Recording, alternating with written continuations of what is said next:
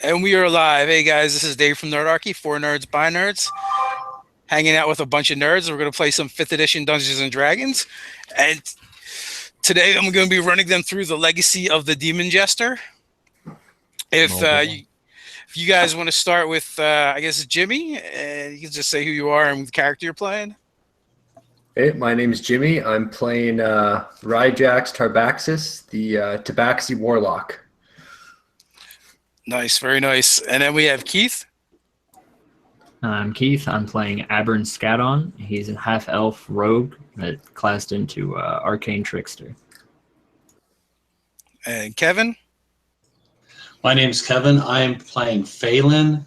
She is a Elven Ranger. And we got Samantha, one of our staff writers. Hi, I'm Samantha, and I'm going to be playing a half-elf archer with the arcane archer archetype. Sweet. And then last but not least, we have Zach.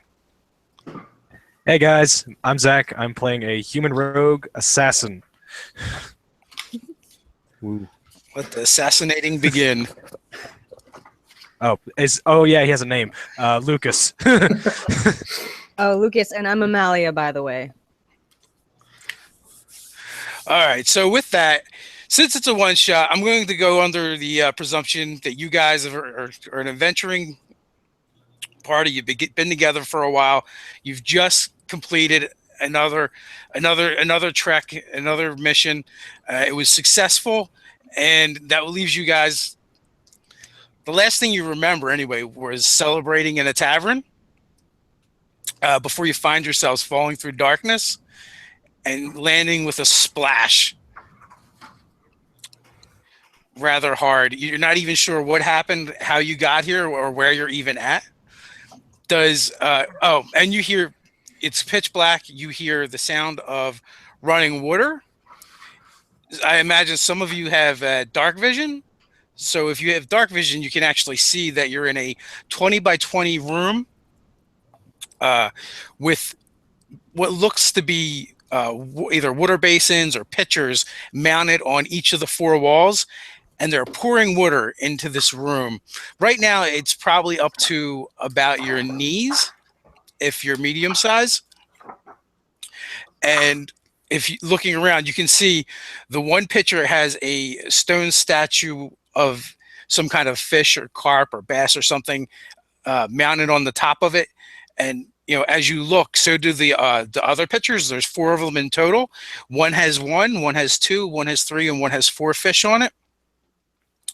Does anyone not able to see in the dark? That would be me. I've got the light cantrip, so I can touch your helmet or something and give us a light source. I imagine I blink rather rapidly as it went from pitch dark to blind. Oh yeah, no warning, just. Yeah, you guys feel a little groggy, as if you were drugged, or you had a rough night at the tavern. The last thing you Saturday night. Not again! Another blackout. The last thing you remember is celebrating your latest victory, and a troop of bards came in to perform. They had just gotten into town, and apparently they worked something out with the innkeeper. As soon as they got there, they began performing, and most of them were wearing a Jester motif, the Jester motley, and the crowd seemed to really be getting into it, getting rowdy. The drinks were flowing. There was a troop of a half a dozen of them. They were all over the tavern, dancing on tables, singing, doing clowning type stuff. And the last thing you remember, you were all having a good time. Now you're pretty much covered in wet and water. The wet dampness is seeping into your bones. It's cold, and there is no visible way out of this room. When you hear a ethereal voice It seemed to permeate through the room from nowheres and everywheres that the same thing recite. 1 fish, 2 fish, 3 fish, 4. Find the door or leave this place nevermore. And the water is slowly rising. What are you guys doing? Oh dear. My. Okay. Can I look around to see if I see any sort of markings on the walls that would indicate any sort of magical ruins or glyphs or something? You can give me a perception check.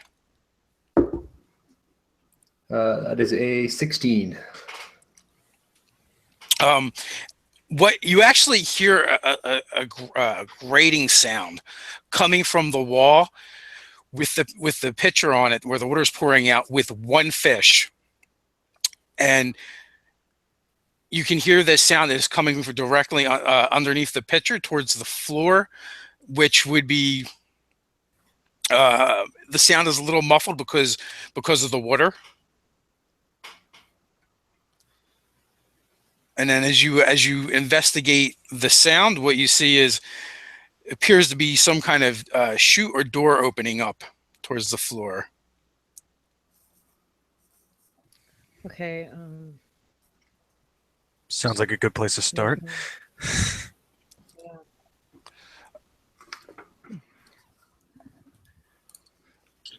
Can we take a look down this thing that appears to be opening up by the floor near the first Okay. fish? Yeah, so you have to kind of get down because it's right now it's just like about 12 inches, and it's kind of in the water, so you'd have to like get your face down in order to actually look into it. But you can absolutely do that. All right, I will take a deep breath of air and stick my head under the water and take a look-see. Go human. Woohoo. Okay, so you do that, and your light, the light shines down into the chute, and you can see the outline of what looks to be like a door. It's probably like 2-3 times the size of what the size is now, and it is slowly opening. And as it does, more water is rushing in, and what you also see is a maw full of row after row of teeth heading your way. Let's not go that way. So you can roll initiative. Oh, well, right to the point, I see. All right. Natural 20. 19 plus initiative of 9. Thank you, alert feet. 28. Got an 11. Yeah, if you guys just want to put it in the chat, that works perfectly. Okay. Now I just have to figure out where that is. Aha! Right there. Yeah, you end up bouncing back and forth between Dice Stream and that.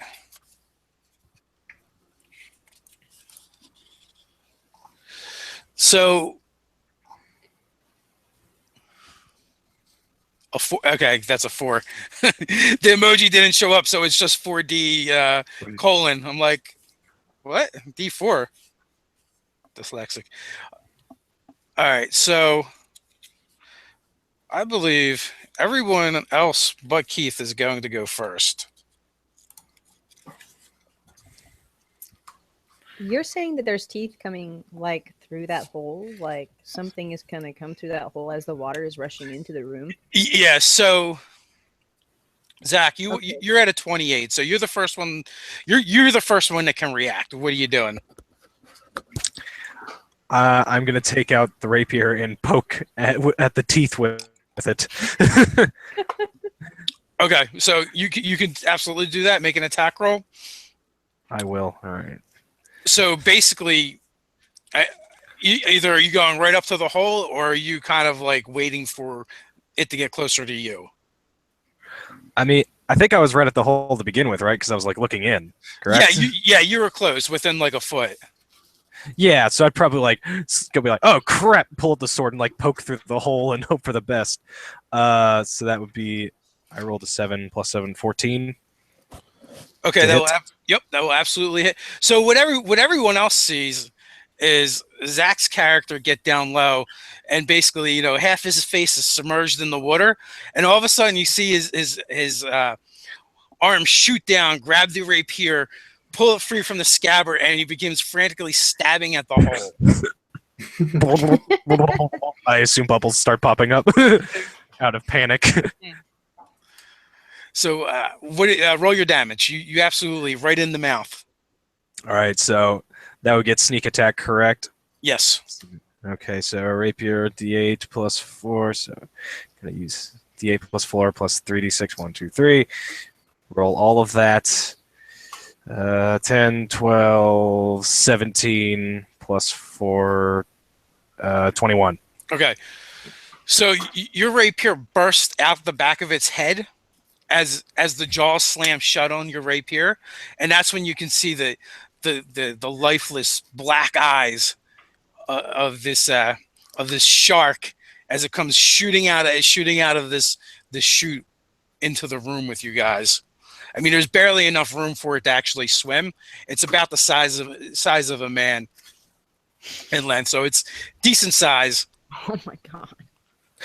And now We're gonna need a bigger boat. Now there's blood all over in the water. Oh my gosh! So Zach, that was you. 23. Jimmy. Okay, I'm going to use my claws to kind of climb up the wall 10 feet with my climbing ability. Just kind of get out of the water a bit and take a Eldritch Blast shot at this shark. Okay. So that is a 20 and a 10 to hit because it's 2 bolts. Well, the 20 will absolutely hit and the 10 will miss. So it's going to take 12 force damage. Okay, with that, your Eldritch Blast goes right through one eye and out the other, which also helps your rapier, Zach, slide out easily from its maw as it lets go and its final death throes.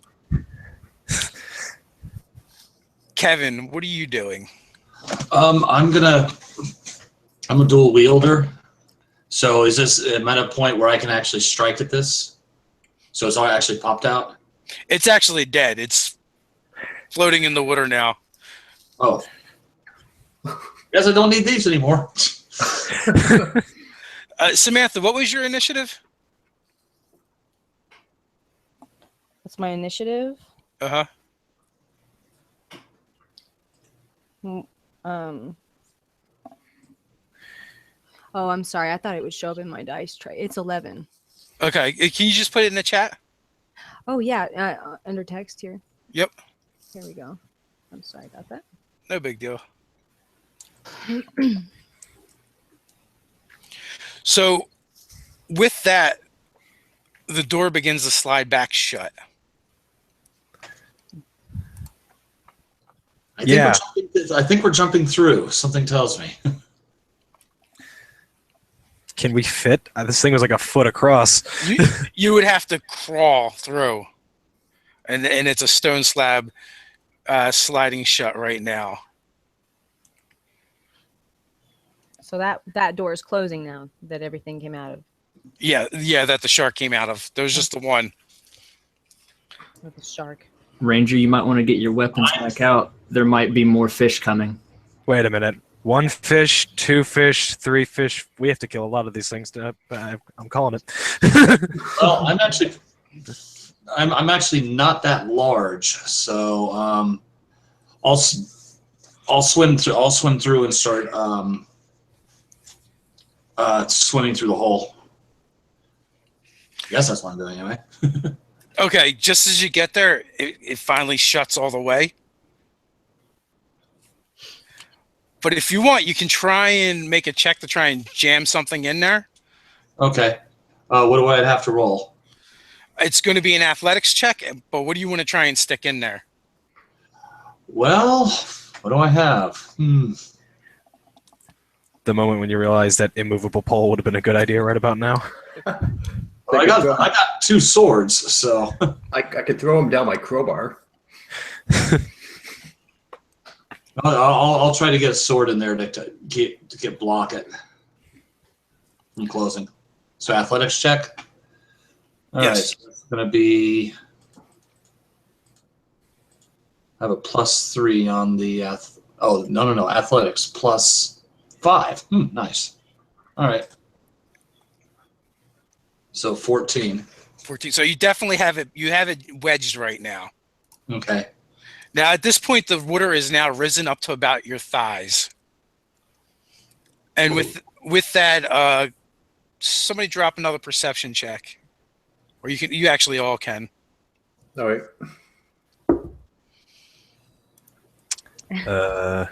19. Yeah, 19. Adding that to the 11. Well, let's see. I got rolled a 6, but I have a bonus of 5, so Okay. 11 total.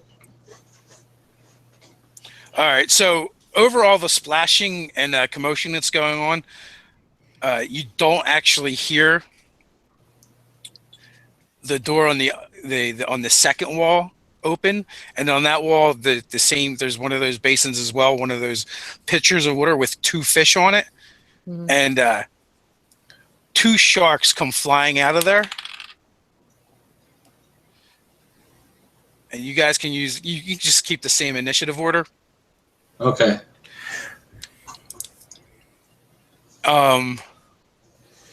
So everybody went but Sam, is that it? Yeah. And me. Okay, so both of you still have your action. Yeah. And you guys can go. Okay. So now you see these 2 man-sized sharks thrashing around in this 20 by 20 foot room with you guys, and these pair have a little bit of more room to maneuver because the water is now a little deeper. I'm going to shoot my defending arrow, I think, at one of the sharks.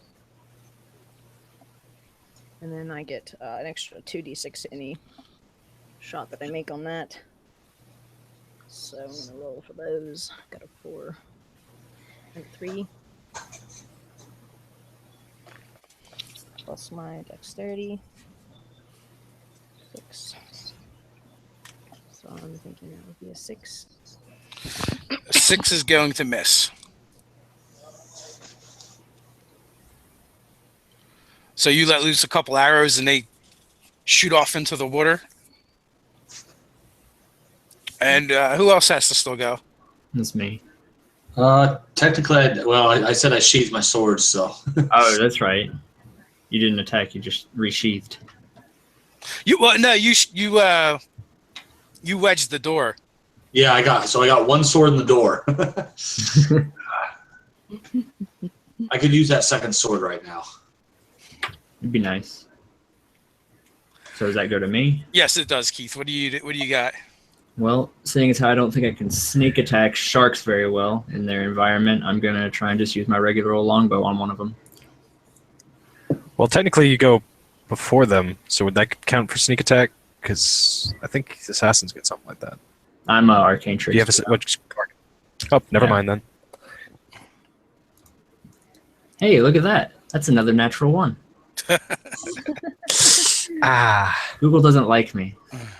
I like my dice better. I might use those. I don't know, man. Google's been pretty good to me right now. It's hot and miss. It's a hit and miss for me when I use that dice stream. All right, so with that, the sharks shoot forward, and they are going to close in on Samantha, the 2 of them, and they circle a little bit before lunging. No! And they hit AC. Does a 12 hit? I am a 17 AC. So suckers. All right, a 12 and a 14. So you're able to nimbly dodge out of the way as they snap and chomp at you. Yes. And that brings us to the top of the order. Am I able to pull my sword out of the door? Yes, you can if you wish to. Oh boy. How bad do we need that door? Jeez. Yeah, I'm gonna pull the sword out of the door. Okay, as you do that, it's you hear the muffled sound of steel scraping against stone and the snapping of the door shut. So I think that's Zach's up. All right. Am I able to reposition myself or move to a position where I can hit one of the sharks that's going at Samantha from behind? Or it's in the side or not directly in front of it? Yeah, there's enough room. They're both circling her. All right. I'll do that then, and I will attack one of them with my rapier. And remember how to work dice stream.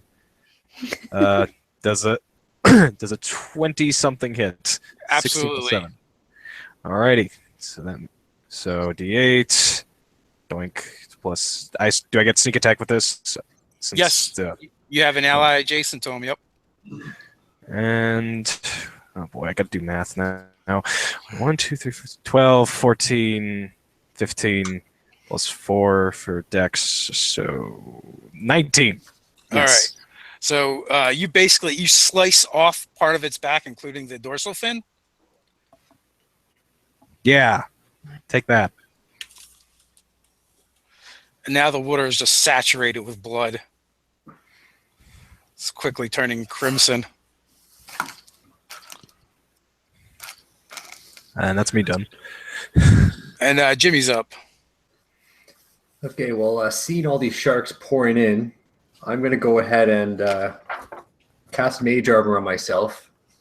Bump my AC up just in case I fall off the wall into the water. And I'm just going to stay up here on the wall, just safely out of the water. Okay. And that's my turn. All right, Kevin. Okay. All right. I got both my swords, and I'm using the dual wield ability. So, and because I'm level 5, I got the double attack. So, 4 20s. And I have a +6 to hit. The double attack. What's that? Okay. I get I think you get 3, right? at level 'Cause you get 5. Yeah, your extra You get attack extra- gives you an extra main hand attack, but your offhand attack still uses up your bonus action. So you don't get a second bonus action, so it only ends up being 3 attacks total. It'd be Yeah. 3 The attacks. offhand So you one, took I got the 2-weapon fighting style. Yeah, so that would give you Yeah. an extra attack. So you'd have 3, not 4. so Okay. you just take the 3 of those, I think. Okay. So roll again or not? I have a 20. No, you don't have to roll again. We'll just take the first 3. Okay. All right. What is your Okay. bonus? I think they're actually going to all hit. Okay. My bonus is +6, so my lowest score is a 15 or 13. Yes, they all hit. All right, so that's 1d or 3d6,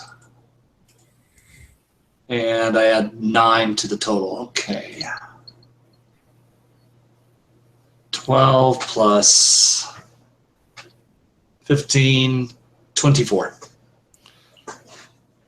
Are you including the double damage for Don't forget the crit. the crit? I did not. I get one more die. Yeah, one more die. 28. All right, so your first slice goes right through the top of the head of the wounded one, right through its brain, and it twitches a couple times, and then just kind of rolls over, showing its belly. And then, so that was 12. And what's your bonus? +3. It's +3. Yeah, it's +3. So I had 3 hits, so that would be +9, correct? yeah, it is. But because the first shot kills the other one, you can easily move to the next one. Yeah, that's what I would do. That's what I Yeah. did. So then, So that's 6 and 7, so 13. all right. So As you Okay, yeah, you're right. So you rush in, blade straight down through the skull of the first shark. As you end it, you dance by it with 2 quick flicks of your wrists. Crisscross slashes across its back, more blood splurting into the water. You guys are now swimming in what looks like Kool-Aid at this point. Yeah, go Phelan. Oh yeah. We're like, yes, kill it. Oh my god. Only And- 7 more. You're right. I know. Every door we need to close the doors. We need to lock them down in some way. And Samantha, you are up. Okay. I think what I'm going to do is this one that is injured. I'm going to go ahead and shoot with my longbow. So looks like I've got a D8. Which is 8-4. Plus my bracers and my fighter. So that would be 11. 11 damage. What did you get to hit? Excuse me, what? What did you roll to hit? Oh, sorry. It was a 4. I wonder why it doesn't show up. Yeah, for some reason your dice stream isn't showing up. Sometimes it's fickle like that. So 4 on the die. 4 on the die plus my bracers of archery plus my fighter damage, and then my dex, correct? Yeah, but what was it to hit roll? I rolled for. Oh, I'm sorry. I'm so sorry. I skipped that, didn't I? Oh, save me. That's 13. Excuse me? I rolled a 13. Oh yeah, you're good. Yeah, so I definitely hit him. Do some damage. So 11 points. Yes. Okay, so that takes out the second shark that is circling you. Yes.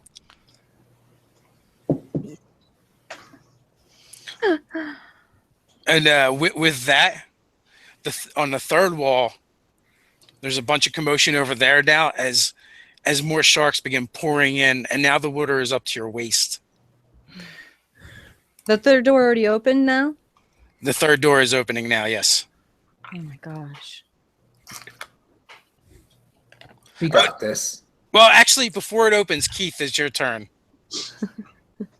Well, since we seem to understand the pattern of the doors and the sharks and whatnot, would I be able to climb on top of one of the urns that's pouring out water? Or would it be too quick? No, you have your full action to do that. All right. So you guys have deduced that this water, you don't know if it's going to stop filling with water or not, but since you've been in here, it's it started at about your knees and now is up to your waist. It's with each as time progresses by, it just seems to be getting more water in here, and the only discernible features that you've been able to see are these basins that are pouring out the water, the urns, and the doors that open and close. And when the doors are closed, you can't really see them at all. They're almost invisible. In Kool-Aid, of course. Well, yeah, Now now. water's opaque. Yeah. So if I wanted to climb on top, go ahead. I was going to say, so when these sharks are killed and after they come out, the doors close, correct? They don't continue to fill with water. They don't stay open. No, but there's these urns in the walls, Uh-huh. and they're pouring water in. Okay, so we should probably stop those somehow. Ow. Profound. Blast them. Shut down the trash compactors. Then the water would just go faster. Yeah. There'd be no valves to stop it with. The dilemma. Yeah. So it is your turn now, Keith. You may climb up to an urn or do something else. You have discern. There does seem to be a pattern Yeah. Would it be acrobatics? to climb up on there. Yes. Okay. Let's roll that. Hey, that roll isn't a 1. That's after the bonus of 18. Okay, fine. Just DC 10 to just jump up there and kind of get your Cool. balance. Which it also gets you out of the cold water. Yeah, it's what I'm worried about is the water's going to make it too hard to fight soon. Unless you're part fish. Or part cat. But if you're a cat, don't you not like water? That's why I'm stuck up on the walls right now, using my claws to hold onto the wall. He's He's like, ah! Freaking out. We're all down here. Me and Samantha are down here, like just murdering these sharks. And he's like, "Oh God, not the water! No." Does the tabaxi hiss at all? Wait. So you said there's these statues or something like that, each with different fish. Yeah. So each wall has what looks to be a pitcher or an urn on it, and that's where the water is pouring out of it. It's affixed to the wall. Apparently, it's sturdy enough to hold the weight of one of your companions. And the one wall has one fish statue kind of attached to the pitcher. The second wall has 2, 3, and then 4. And so far, the number of fish has also coincided with how many sharks have come through the doors. Right. Okay, so not okay. Well, if he's holding on to it, it's not something you can pull on or like a lever system or anything like that. So That's what I was wondering, if there was any way to close them. No, wait, am I holding on to it or am I standing on top of it? I was under the impression you were standing on top of it. Yeah, that's what I was going for. Yeah, there's not a lot of room, but there is enough room for that. So with that third door does open, and 3 sharks come flying out like cannonballs out of a cannon. here we go again. And the lead shark goes right for Sam again, and the other 2 seem to follow along. I'm fine with that. Oddly enough, I'm okay with that. So 12, you nimbly dodge out of the way of the first one, but unfortunately the second one is a 21 to hit, so it goes at your leg.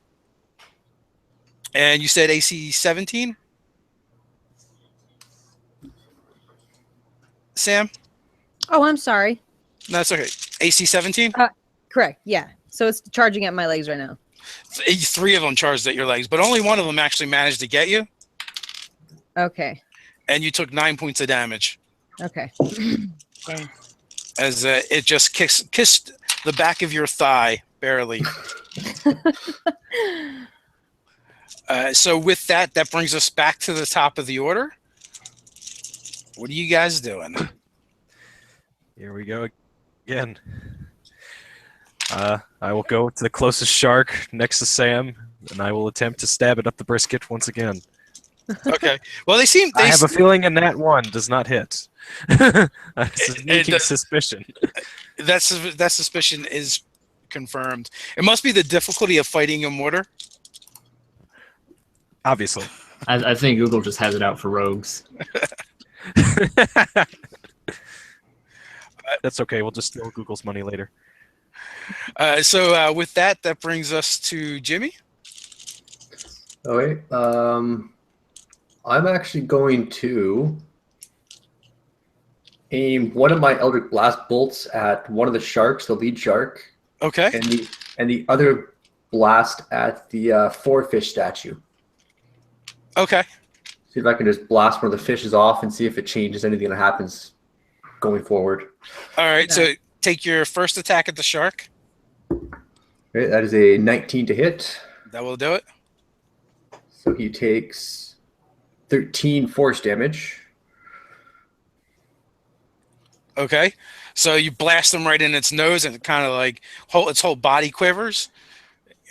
I don't think sharks cry or make noises, so I'll hiss at it. I'm not a shark expert. But it is still up and kicking or swimming, as the case may be. So now, if you want to take a shot at the stone statue or the pitcher, you may. AC 10. Wait, 12. That's a hit. And it takes a whopping 12 force damage.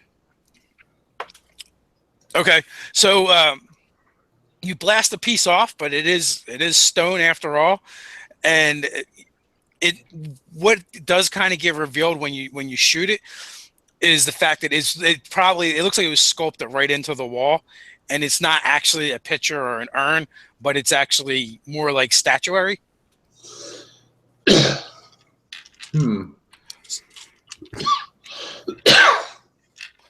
Don't die, man. So the water is now coming out faster than it was before? It is not coming out any faster. It It's just broke the design around basically the tube. With water. yeah, it snapped chipped it basically. Right. Okay. Okay. And Kevin, you were up. Okay. So we got 1 injured shark and 2 uninjured sharks. Correct. I'm gonna try to make another injured shark. I like his line of thinking. Yes. Go, Kevin. Well, I only hit once, I think. Unless it's at 11 AC. 11 just barely ricochets off their rubbery hides. What's the AC of the shark? Well, 12. you know it's not 11. Okay, well, I hit once. Yeah, the 14 absolutely hits. Okay. Plus 3, 6 points of damage. Okay.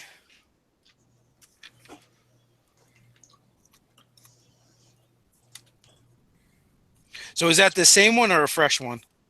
That's a fresh one. Okay. So there's 2 injured sharks swimming around Sam now. And Sam, it is your turn, I believe. All right. I'm going to just make an attack with my longbow. And I roll a d20. Sharks, are these large creatures? They're medium. Ah, okay. Okay, so did you get that on my... Nope, you're at the tell us. it's a 9. I rolled a 9 for my d20. My attack. Plus the 2, plus my 4. So let's see, I got 9. 13. So it's a 16. Now you're using your bow. Yes. So you're in melee. So when you use a ranged weapon in melee, you actually have to roll with disadvantage. Ah, yes. Unless you have indeed. that crossbow expert, I think, right? Well, so they're like right up next to me, right? So Yeah. Okay, yeah, that wouldn't work. Well, I mean, you can do it. It's just a second die 20, and you just take the worst. Okay. Okay, so I roll again. Yeah. Okay, that was a little better. That was an 18. So you go with the 9, and that does hit. Oh yeah, it does because I got disadvantage. Okay, well that's good. I hit it somewhat. That's nice. And so you have 3 of them circling you. Did you one of the injured ones or a fresh one? The injured one, Okay. definitely.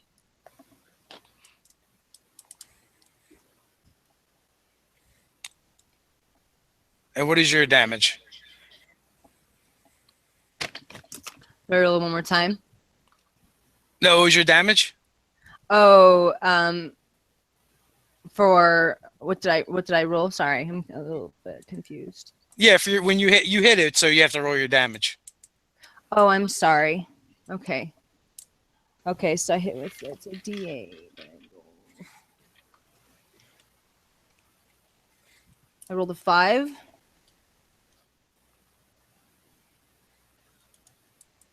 So I think that's a 9. Okay. And all right. So the one you hit is barely going. Okay. So you're a 5th level fighter. You do have a second attack if you want to take it. I do. And okay, so roll another D20. Yep. Roll 2d20. Okay, I rolled a 20 and a 1. Dang. Nice. 1 Oh, in 400 right there. So with that, the shark it bumps your arm as you go to shoot it, and your shot goes astray.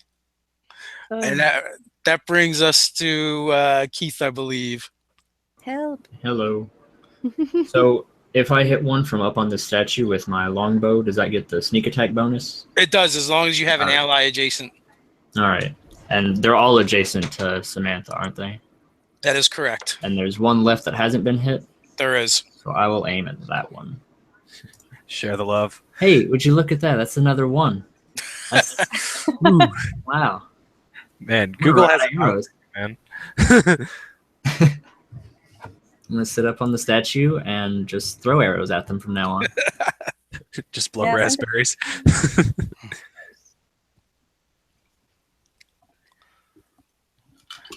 All right. So that brings us to the sharks.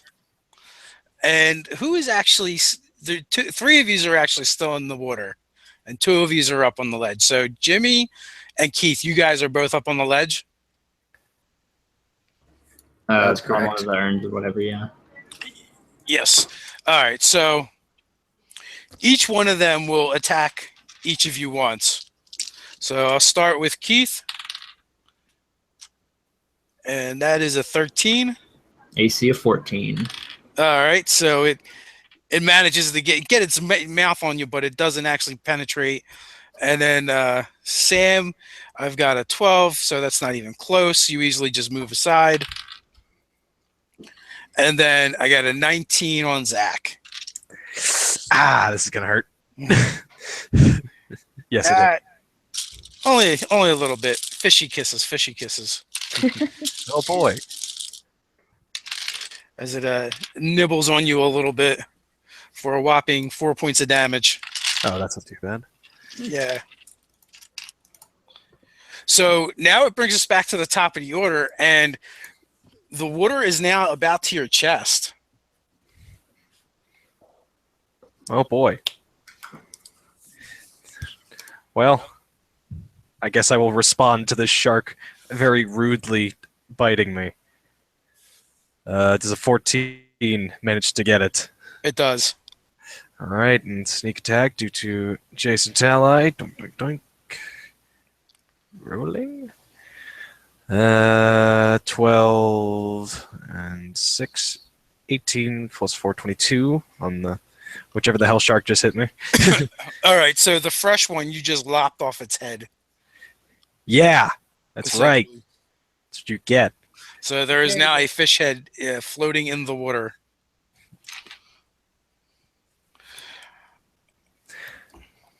Can I use my bonus action to like disengage from the fray? You're a rogue, right? Correct. Yes, you can, and you have your movement as well. So I'm gonna attempt to hop on one of these little statue thingies. okay. Sounds like a good time. Do I need to make an athletics or acrobatics check? Yeah, either one will be fine. All right, one dude. Does a nat 20 get it for me? Yeah. However you want to do it. You're doing like a one-armed handstand on top of it, probably with a pose. You might be voguing as you do it. I'm not sure. Just showing the rest of these fools how it's done. Wait a minute, he's got a point. Ole. And I'm done. All right, what are you doing, Jimmy? Again, the water is still rising. How high was this room that we're in? The room standing. When you're standing on the basins, your head is just below the top of the ceiling. Oh my gosh. And the basins themselves probably came up to about your chest or shoulders, so they're not super high.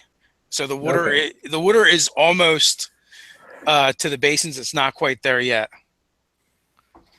Okay, I'm just going to shoot another 2 Eldritch Blasts, 1 bolt at each shark. I guess 2 of the sharks. There's still 3 up there, right? Yes, there's 2 sharks out there. Okay, so 1 Eldritch Blast at each one. Okay, We got a 21 to hit and an 18 to hit. both of them hit. So the first one's going to take a whopping 6 damage. And the second one also takes 6.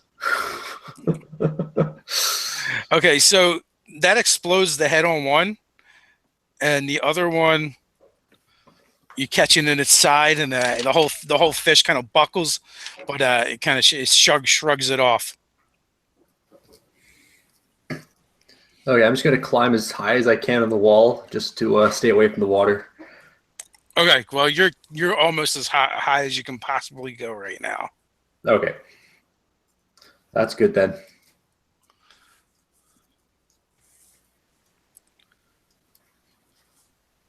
And if any of you, I'm sure some of you probably have the wherewithal to know, or the timing to know that a fourth door is probably, if the sequence remains the same, a fourth door is probably going to open.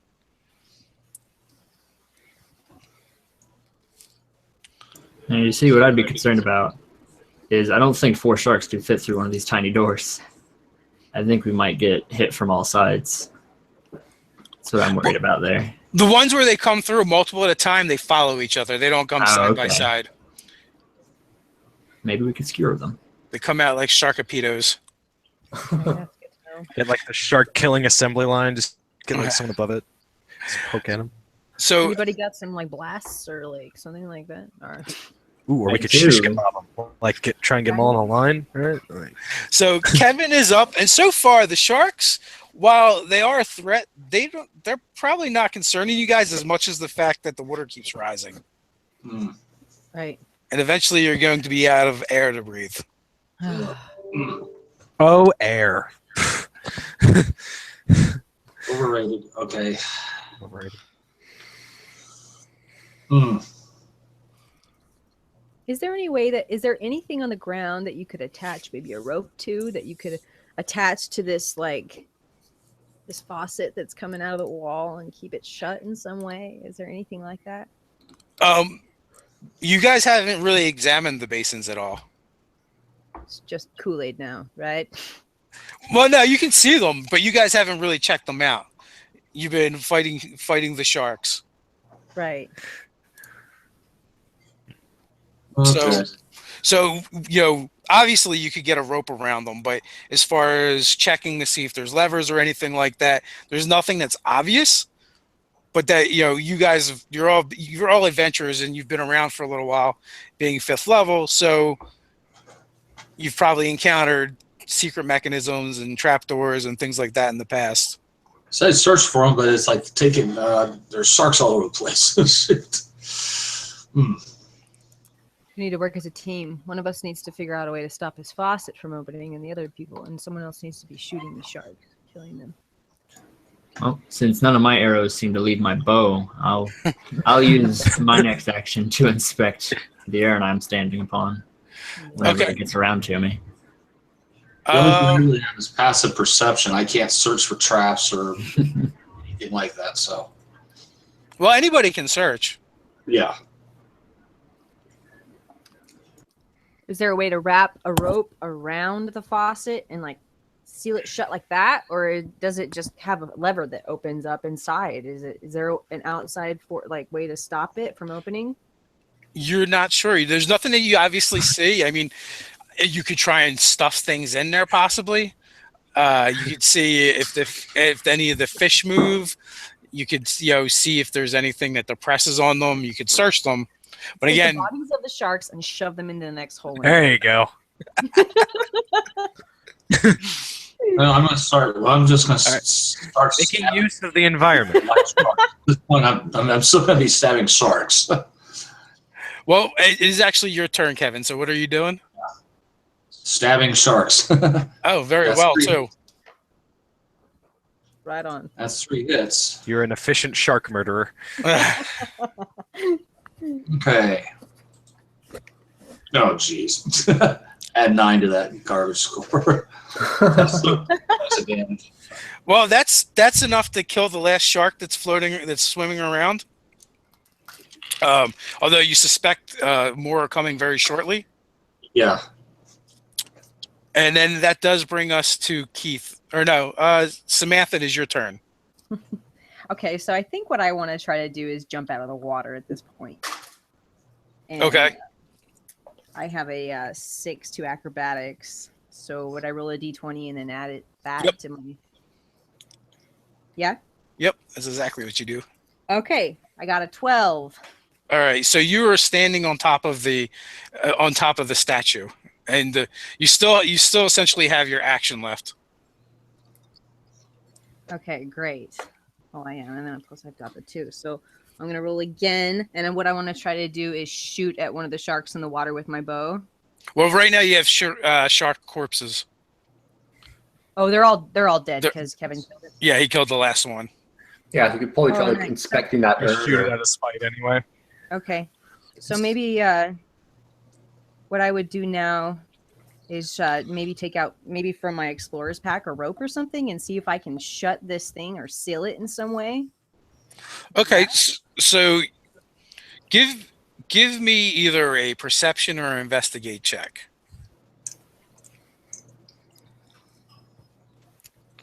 Okay, I rolled a 5. Okay, Um, so you're trying to stuff your coil rope into the hole to try and plug it, and it is working somewhat, but it's not completely effective, and the water's still kind of seeping out.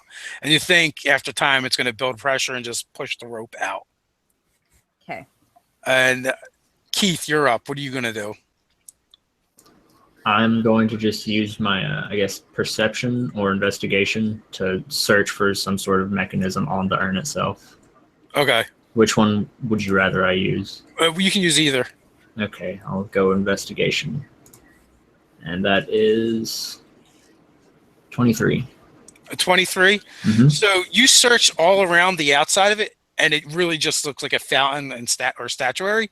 It's not until you actually stick your hand in the urn itself and start feeling around that you actually feel it, like a handle, and it feels like you could turn it.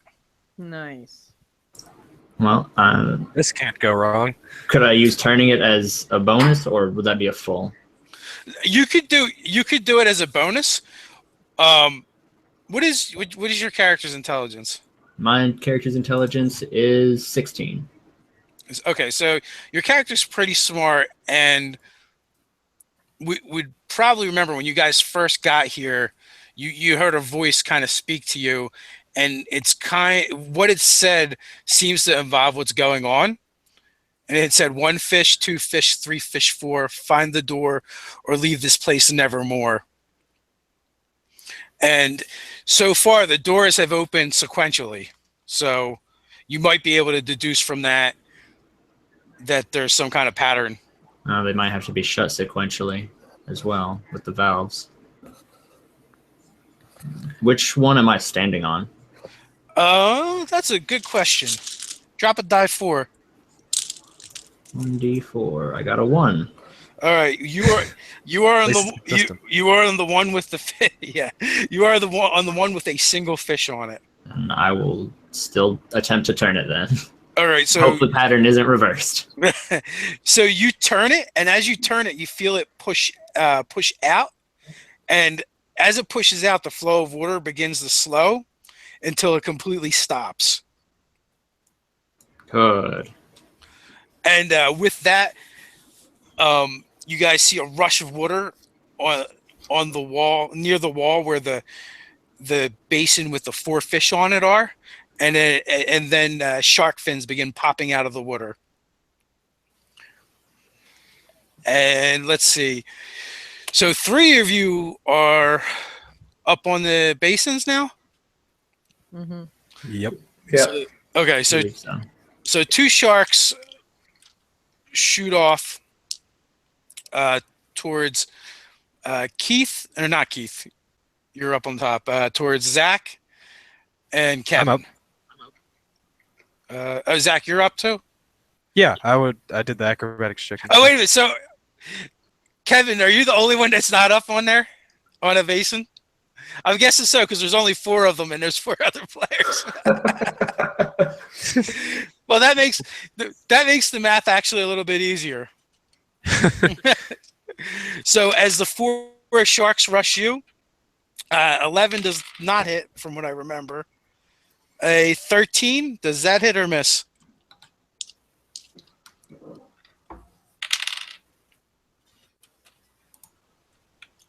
Your mic. Yeah, he's muted. I think he had an AC 14. AC no. 15. 15, okay. So a 22 will hit. Yeah. And a 17. So two of them just kind of do the shark bump against you, but don't actually bite. The other 2, apparently liking what they've seen, they decide to give it a taste for 8 and 4, so 12 points of damage total.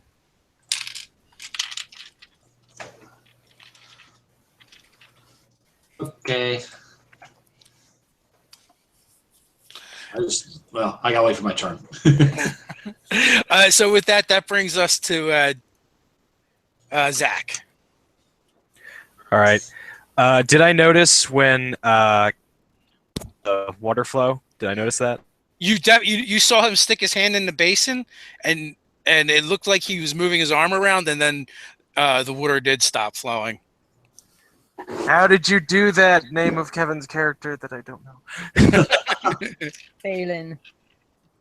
I didn't do that. Oh wait, that was me. Keith, dang it! There are two people with K's like right next to each other on the little chat here, and it's messing with me. Keith, whose character's name I also don't know. If it makes you feel any better.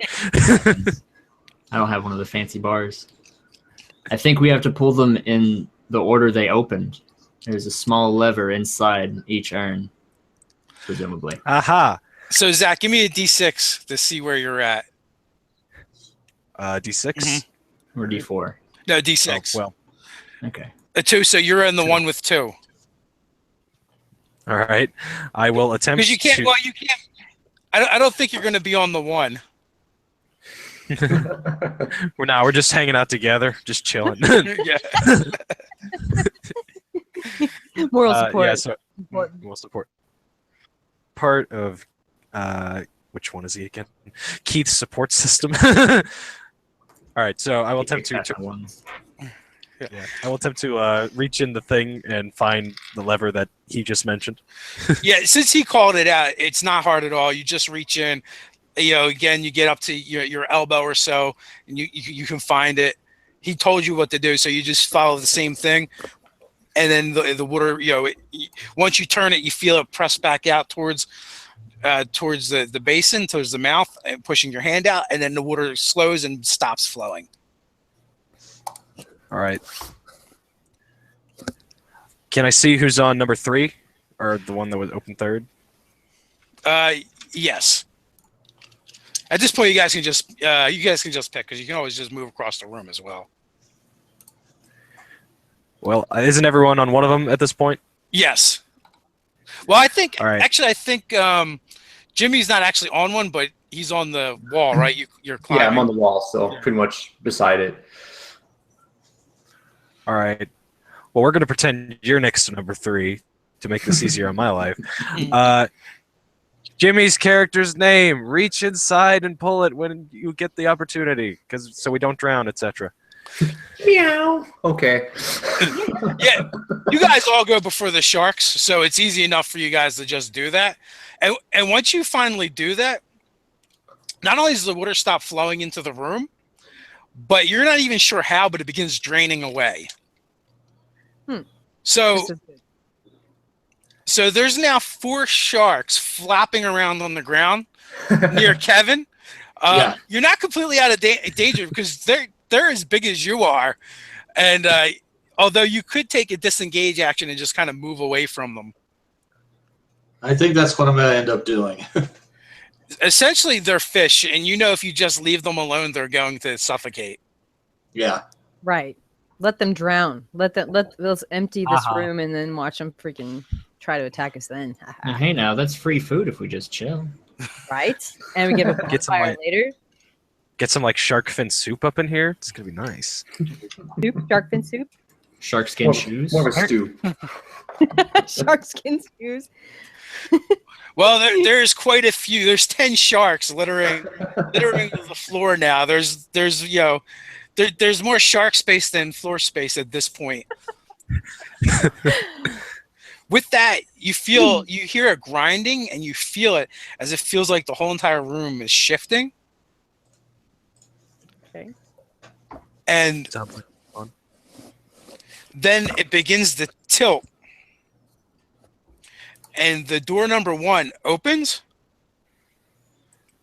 and the sharks begin sliding across the floor and through the chute. And it appears to be the only way out. The chute? Yes. We gotta go down the chute. We have to follow the sharks down a chute. So it could drop us into another giant water place that we're stuck in. Are we sliding into the chute, or is it just go down the chute whenever? Kevin is going to have to make either acrobatics or athletics check to stay on his feet. DC 12. I got a +5, so let's see. Hold on. Big money, big money, big money, big money. 14. All right, you're fine. If you have to maintain your balance a little bit, but other than that, you're pretty much okay. The rest of you guys are near the basins, so you're able to just hold on if that's what you choose to do. But right now, you don't see any other way out of this room. Oh, yeah. Well, I think I'm I'm gonna be going like, to take what this. the hell? I'm just jumping in. Right? Let's lead the way. Woohoo! Wand dive. Let's do it. I would honestly attach a rope to one of us or something first though, and maybe go in a line. So we're not I'm tired of a person big later. Tie a rope to one of the statues before we go down the chute, so we can pull ourselves back out if we need to.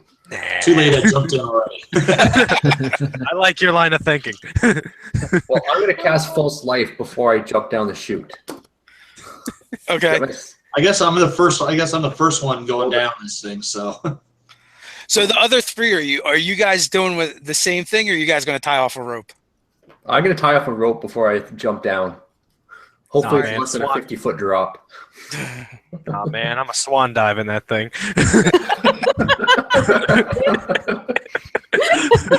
Whee! I believe I can fly.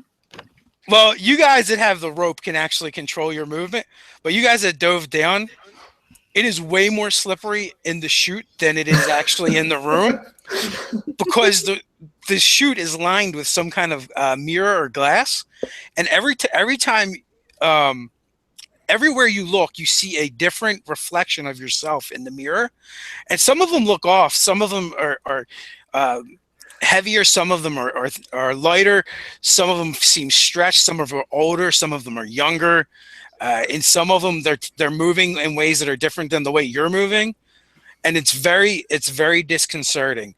So everybody give me a wisdom saving throw. Oh no. That's everyone? Even the ones that are going down carefully? Yes. That's a 19. 17. I got an 8. 14. Unless it's some sort of charm, in which case it's more. All right. So yeah, it is kind of like a charm effect. It is still an 8. Okay. Okay. So anyone that got under a 14 on their check, you are filled with doubt. Question. Being an elf, I get advantage on charms saves. Do I need to get another roll? Yes, you do. Hey, yeah, me too. But I rolled a 17, so it doesn't really matter. That time I made it. Good job. Go. Save.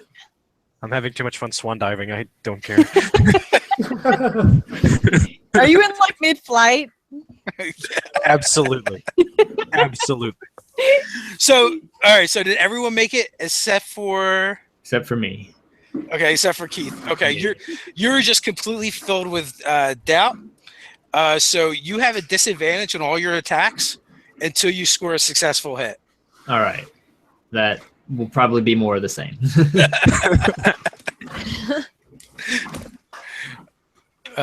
So with that, you finally make it to the bottom of the chute, and the guys that just jumped down, your fall is broken by the stack of sharks. Splat. So you're now covered with dead fish slime, Mm. Ooh. and before you you see two large double doors, and etched and carved all along the archway and the doors themselves are scenes of jesters and fools frolicking. Do these look similar to any markings that maybe those bards had on them? You know what? Just give me an intelligence check. 11. An 11. So you begin studying the markings intently to see if you see anything familiar, and as you do, you can actually see the faces of the jesters and the clowns and the fools kind of change, and just take on a really eerie and almost evil aspect to them. And they do not look like happy, friendly clowns at all. But you don't really recall seeing anything that reminded you of the troop of bards that came in. but you are a little creeped out now. Yeah. I hate clowns. Says aloud. Yes. Interesting. So can we just like knock and be like, somebody home? I think we probably like check the door for traps first. Throw Kevin in there first. We got a couple rogues with us. Maybe they can go check. There's only so far insanity I'll take, so. Well, you can't hit anything, so you may as well look for traps. I could like shoot an arrow at it. Yeah, tap the door. That will help. Nope, no traps. Go ahead, Kevin. The door begins to look perplexingly at you. I will. My perception's a +5, so. Is that something to roll? Well, if I did hear calls for checking for traps, which is Yeah. something the rogues could do. I'm not a rogue, though. I got that expertise in perception. I got you. You got it. Okay. All right. Does a 25 get me anything? It seems to be clear of any traps. We're good. I think. Is there anything above this door or around it that we should know about that's maybe other than the, pictures and stuff? Nope, that is all you saw. And it's made of wood? It is made of wood. The archway is made of stone, and the wood is carved. Should I try to burn it down? That's what I was thinking. No, don't do that. That seems Maybe not. excessive, but sure. That seems I think like turning the knob and pushing it'll do, but burning it down. I mean, you can A do that knock. too. a subtle Yeah, knock. how about this? could do well. I would like to hold an Eldritch Blast shot as they open the door in case there's an enemy on the other side who seems hostile. Okay, you could do that. I'm just like imagining a cat like pointing gun fingers at like the door, just waiting. Oh yeah. Meow, meow, meow. Freeze, motherfucker! I pause sideways. You better be holding it sideways. I will not respect you otherwise. I will attempt to open the door by turning a knob or pulling the handle or whatever door mechanism you choose. Okay, it sticks just ever so slightly as you push on it. The oddest thing that you're greeted by as the door begins to open is the earthly smell of a forest. And light begins pouring in through the crack as you open the door. And as it opens further and further, you're greeted by a scene of a forested scene of nature. There's no room on the other side of this door. It opens up into a forest. Burn it down. Now, pussycat.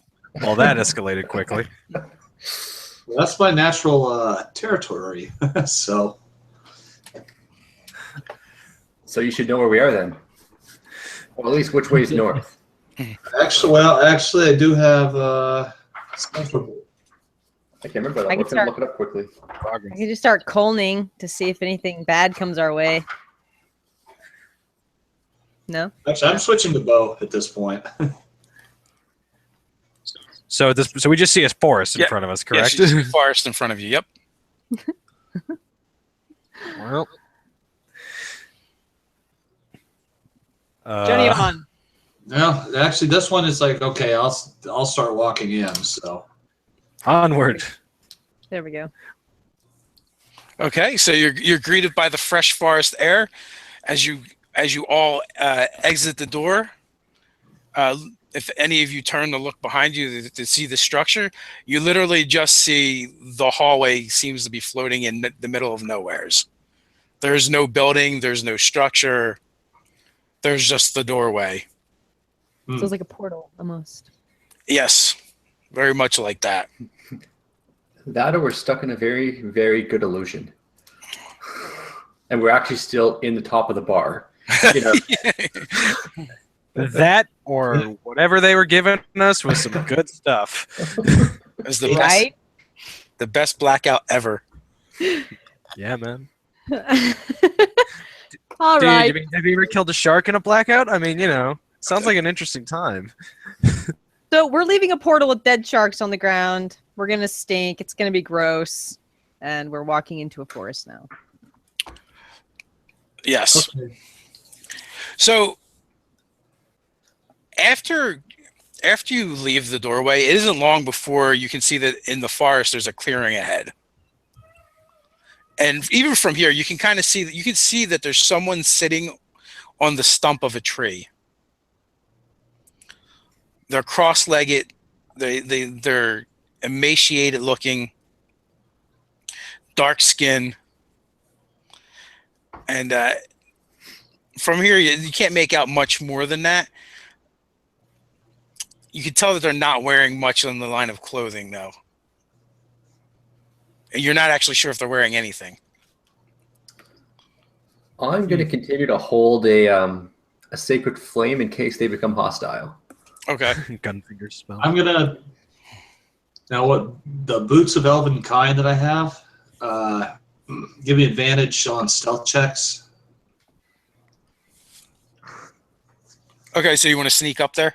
Yeah, so I'm gonna sneak up there and see what I can see. Okay. Listen in. I All guess right. I'm rolling, right? Yep. Drop your stealth. Okay, yeah. Stealth is +6, so. All right. Yeah, it's still not very good. 13. So 13. Okay, so you begin slipping through the forest, going from tree to tree, hiding in the underbrush. As you get closer to the clearing, you can see the man is the only thing he is actually wearing is a loincloth. He's sitting in Indian style on the stump. He looks really old, but at the same time, you're really having a hard time placing his age. He has no hair. He's bald. When you catch a glimpse, yes, he's absolutely human. When you catch a glimpse, you can see that his dark face has been tattooed, and it actually looks like Jester or clown makeup that's been tattooed to his face or branded. And when you see the only other thing that he's wearing is a collar, and it's got a silver key attached to it. All right, I'm going to sneak back to the group and tell them what I saw a little closer. I mean, we could So you always guys say heard everything he hello. said.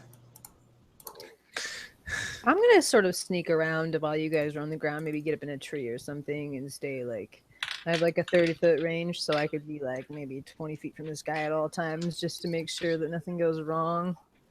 While you guys investigate. You got a longbow, right? Your range is much longer than that.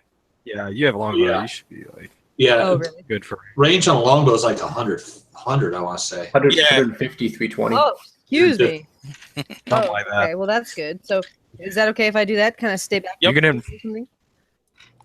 This one time, I'm Alright. actually gonna follow that same ranger thing and stay away or stay back a distance. All right. I could do a little more. The amount of sneaky roguiness of this party is just exceptional. We're all like, hey.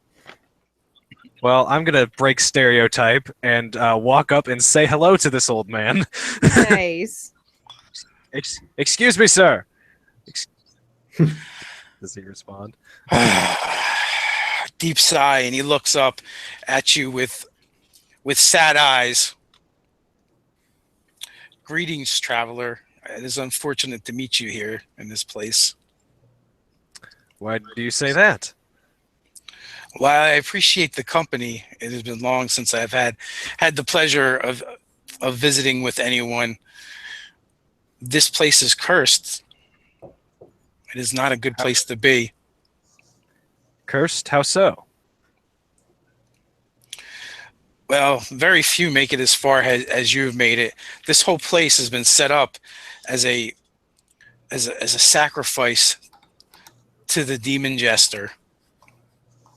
Who? Demon Jester? Yes, It is a foul creature from the deepest, darkest pits of the abyss. This place is set up to amuse him, and those that follow his ways, they bring their sacrifices here so that he can watch them. He can watch them dance or perform for him. I had the mispleasure of running afoul of this creature many years ago. I don't even know how long I've been here anymore. I believe I should be dead by now, but this foul place keeps me alive, and I cannot leave. My name is Glanda the Gallant. I was once known. I was a mighty king. But I believe by now my kingdom is long gone. Oh. And it saddens me to see you. I'm sorry to hear that, friend. Would you have any concept as to how we may escape this place? I do. It is most unfortunate. You need this key so that you can leave this. You can move on from this part of the trials. I presume by the fact that you're not handing me the key, there's something else to this. There is. Or the fact that you used it. The demon Jester, I offended him. He actually was posing as my fool, and I slighted him. So as punishment, he has banished me to this place, and he's stuffed an evil creature within me. If any try to harm me or take the key, the creature will come out, and his minions will follow. Oh my. I am sorry. So only if we take the key. If you give us the key, is that worth a shot? It is the same. Worth a Now, shot. Is, Worth a shot. is he still up there alone right now, or? Yeah, he's everyone is right where they said they were, unless they choose to be elsewhere. I would say I'm in that 100 feet away, but towards his right side. Which, if the other person that's trying to do the same thing with a bow is 100 feet away on his left side, that would be a very good thing. I was thinking of actually coming up, now that I see that you're talking to him, maybe coming up and seeing what's going on. Anyway, I can't hear any of this anyway. My ears aren't that good. Yeah. I just got my bow out. I'm just watching, going, "Oh, great, he blew my cover." Maybe ask him if there's any other way through the forest. Even like this place just seems like a mirage almost. Is the key the only way to get out of this forest? It is the only way that I know of. There is an archway on the other side of this clearing. Inserting the key into the archway will open it for you and lead you to the demon Jester's temple. And it is through there that you may escape this foul place. Now, if I approach him and learn all the same stuff, could I attempt to use my packed blade feature to try to make a replica of the key by looking at it out of magical energy? Nice. I don't know that you can use that feature to make a key. Well, I mean, there's always the simpler option. Thieves' tools. 2 rogues in the party, I mean. We could try to bring him over and have him use the key. So, as far as I know, the key is magical, as is this place. So what if we brought you with us to the archway and had you insert the key for us? Without Like removing it from your neck. I wish It'd be uncomfortable. I wish it was that easy. Even now, it watches us. That's fine. We're here to protect you. If we honor this god, is there a way that we can get through? Or must we kill him to get through? Huh, that's an interesting. Well, you're not there to talk to him, though. Perhaps I can walk up to him and ask him that question. Everyone's just like, let's just snipe this old man. I'm just like, no, we'll talk to him. It's fine. Okay, so I'm gonna walk up to him and ask him that question. And now he is a demon, you're saying, right?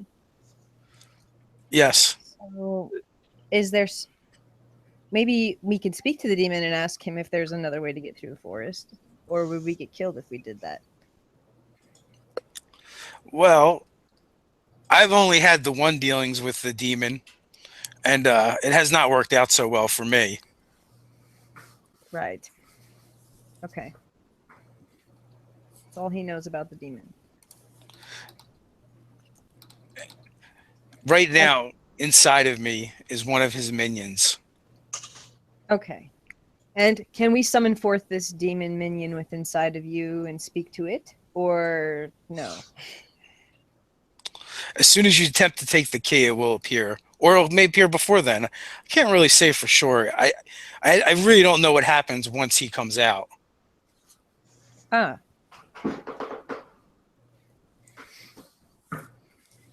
Okay. The few times that I have witnessed the aftermath of his coming is almost like going to sleep and waking up to a nightmare. Okay. So he's a very dark demon. He is not he's not really down for talking or Tea time. persuading, you could say. Perhaps. Wait, what would you offer him? Kevin's left We've leg. got 5 shiny. We have 5 shiny uncommon magical items. Have gold. We I have a should lot of 10 dead hair. sharks. I mean, I didn't say that. As I said, like I'm not hearing Calcifer any of from this. I'm at a distance wondering, why is everybody talking to this guy? Yeah. He looks too nice to kill. 4 new warlock packs. That's what I see coming. The pack of the It was Jester. worth a shot. The back, so you got any catnip over there? Any catnip? I don't see the cat. Demons like catnip. If I had catnip, I wouldn't share it. It's mine. I wouldn't share it. It's My plus precious. 1 catnip. Savage. Plus 1 cat. Nice. Plus one to playtime. Why? How did we get to? All right. How did it get to catnip? So I really, yeah. So he looks kind of sad and depressed, and his chin droops to his chest, and his eyes, they all but totally close. And as they begin to open once again, a red light kind of peers out from beneath his lids, and his cheeks and lips jerk up into a kind of a hideous grin as huge tusks jut from underneath out of his mouth, and in a deep gravelly voice you hear the words, "So you wish to parley with me?"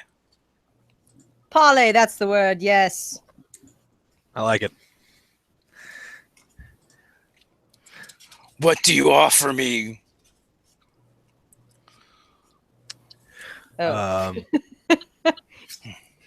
So does the squad want to like roll up at this point, or they're just gonna chill everyone else? I'm saying, I'm in a sense, I got my arrow, and I got the arrow knocked, and I'm just waiting for the right point to shoot it. Yeah, I see tusks and red eyeballs. Y'all got it. I'm gonna chill back here with my arrow as well. I'll throw it whenever the time comes around. So as he's talking to you, you see him like roll his shoulders and make these like stretching motions and popping motions with his joints. But every time he does that, his body kind of expands, and hair begins to rip out through the pores of his skin in a bloody mess. Wow. Before you know it, there's a 10-foot ape sitting on the stump in front of you with bright blues and bright red coloring, crimson eyes, these huge tusks jutting out from its mouth. Its maw is full of sharp teeth. Even from where you're talking to them, you could just smell the stench on its breath. So what do you have to offer me, little mortals? What will you give me? And the tattooing that was on the old man's face is completely on this creature's face as well. So he almost looks like he's wearing a clown's mask. So it looks like some kind of demonic clown ape creature. Well, maybe we can start with a breath mint and work from there. What would you give my master to let you go through?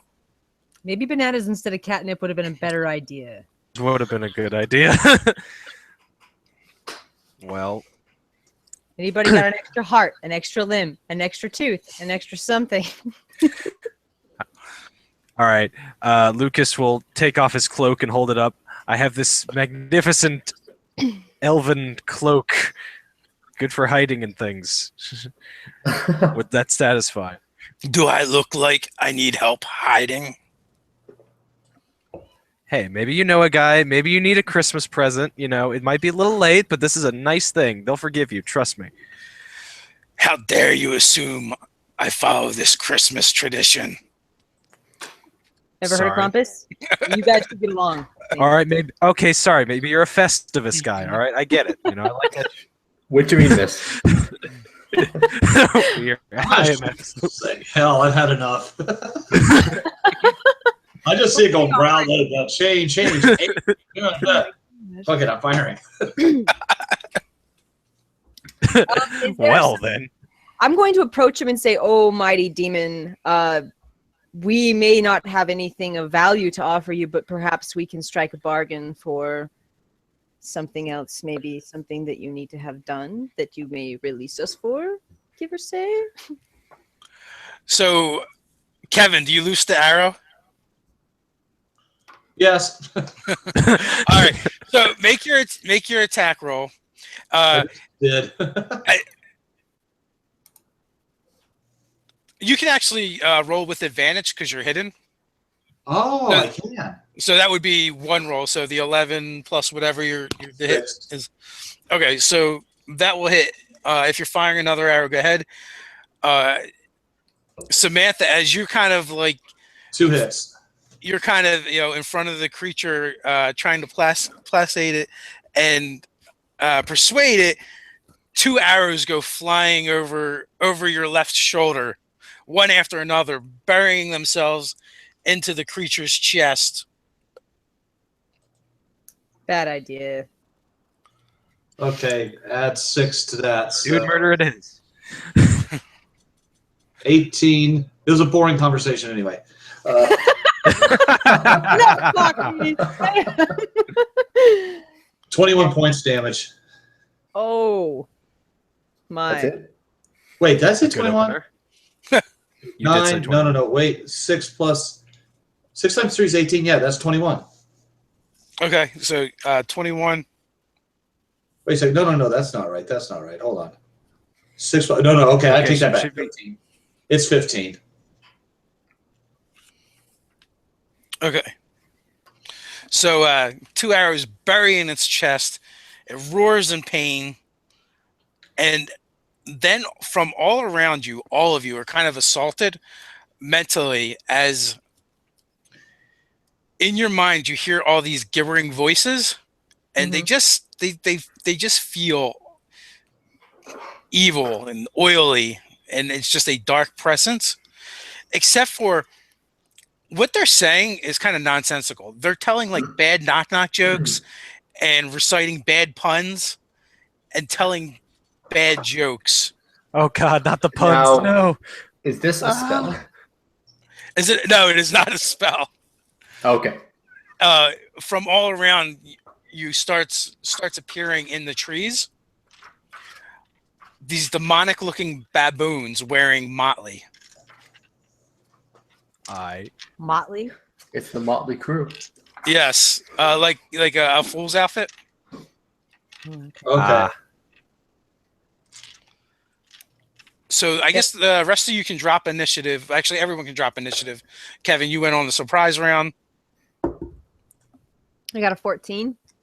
All right, if everybody can put it in the chat. I got a rock. Hopefully that'll work. Can you see that, Dave? No, you're not showing up in the chat. That's strange. Okay. It's the little blue box on the left-hand column. At the very top, you should see it. Mm-hmm. So that should bring up the chat for you. Oh, yes. Thank you. Okay. Now you're an expert.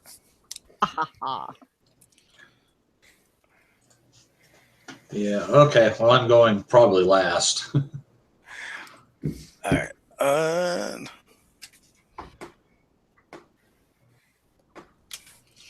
All right. Well, it's going to go first.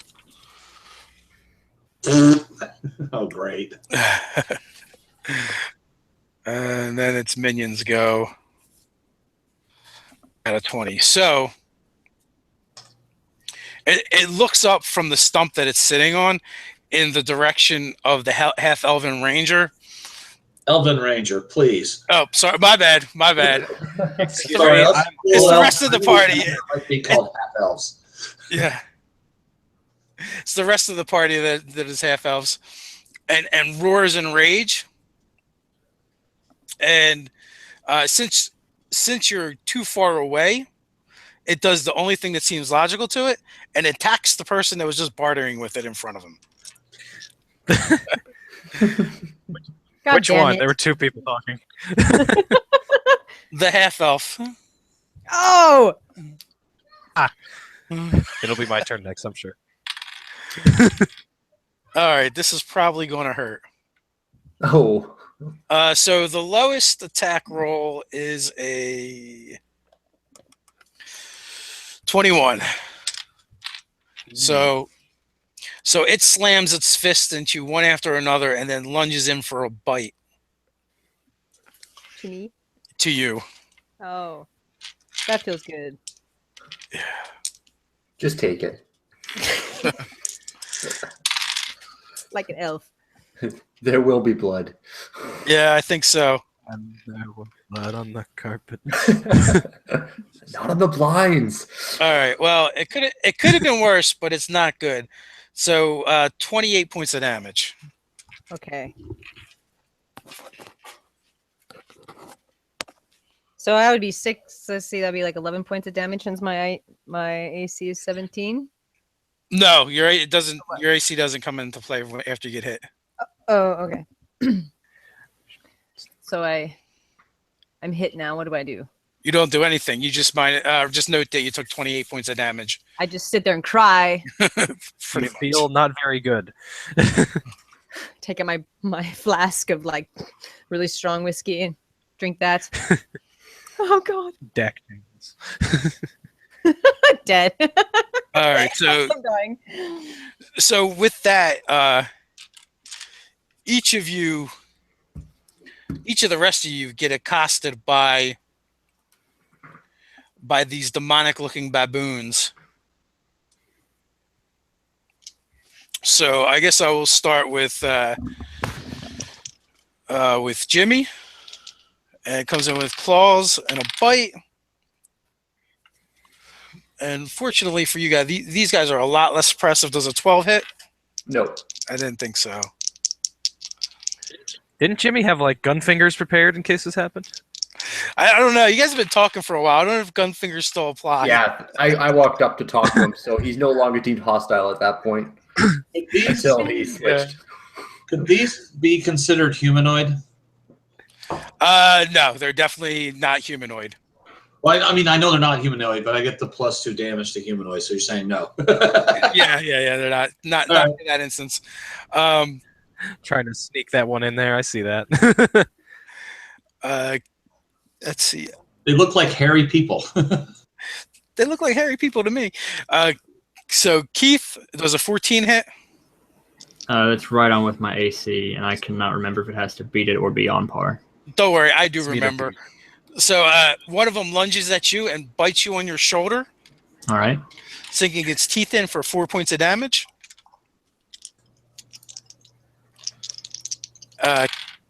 Kevin, you get horribly missed by the two that are on you. And they sprung from different trees at you.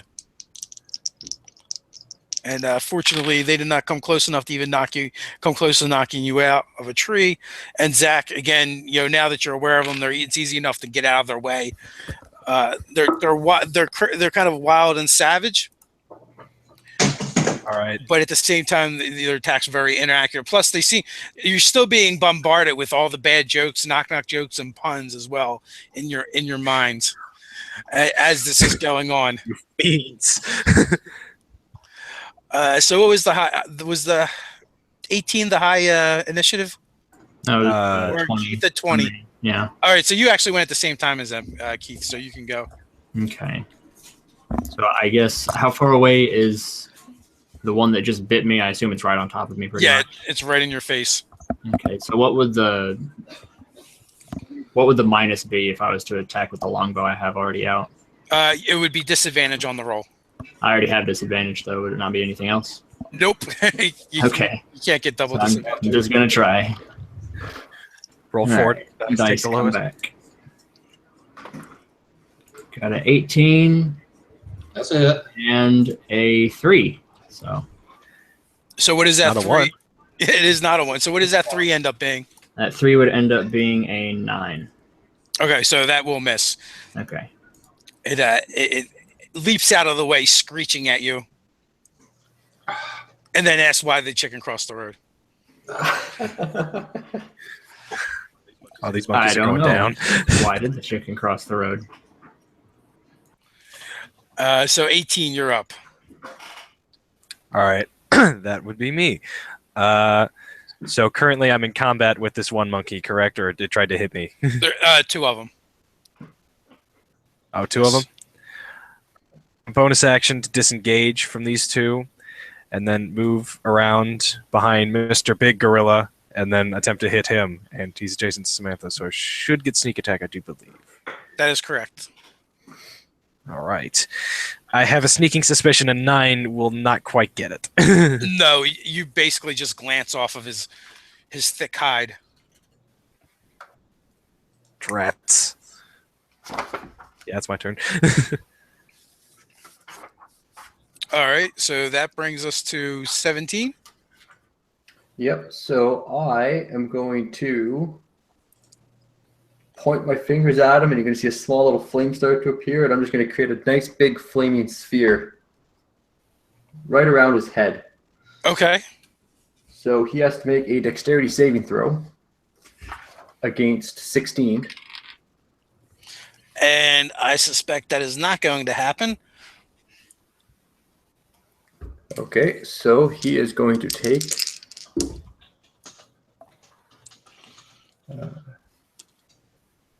13 fire damage. Okay, so you engulf his head in the ball of flame, and it does seem to hurt him. You can see his flesh smoldering and burning, but it does not seem as effective as you would have thought. Okay, and then as my bonus action, I'm going to take that same sphere and just ram it into the small little, whatever, demonic monkey-looking thing that's beside me. Okay. So he must make the same saving throw again, so DC 16 dexterity save. He actually does make his saving throw. Is it save for half or save for nothing? Save for half.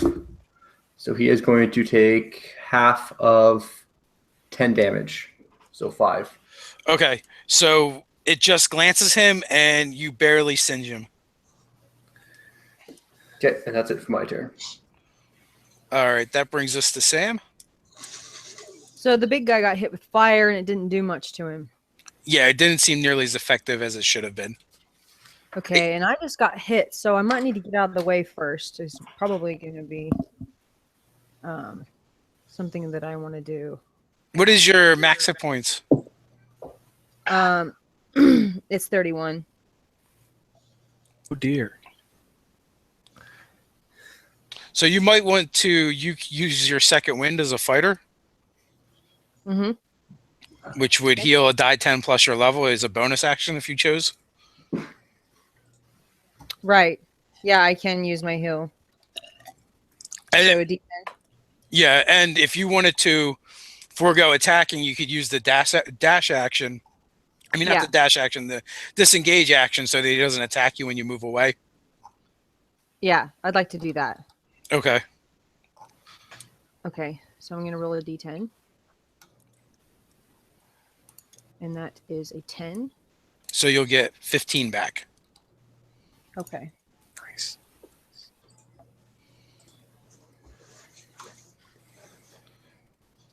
And then that will bring us to Kevin. All right, I drop the bow, pull the swords, and start slicing at these things around me. Okay. So, and you guys can all see that he is still wearing that collar that the old man was wearing with the key hanging from his neck. Did it expand or is it choking the blood off? It seemed to expand. Well, that's You pass out from Kill the magic- strangulation. He didn't think it all the way through. It's choking him, but he seems to like it. Oh, he's a so demon. that type of guy. 21. So did I take one out, or did I kill one and have to hit another? That will take out one of them. Okay. So now you only have the one. What was the first attack? How much damage did you do with the first one for first two? Okay. Well, the first two would have been 16 10 points plus 16. Okay, and then the next one's okay. Yeah. Yeah. So basically, it takes all three attacks to take one out, and it plummets to the forest floor. Okay. That dual wield's kind of nice, actually. You don't say. It comes in handy. So with that, I believe that brings us to the top of the order. You guys all went, and now the angry demonic gorilla clown in front of you lets out a roar, and then he disappears. It wasn't a laughter, huh? Yeah, you better run. Now, did he try to cast a spell there to do this?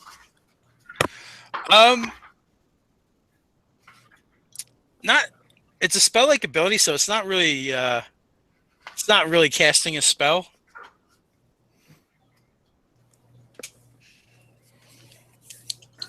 Kind of akin to a barbarian going into a rage.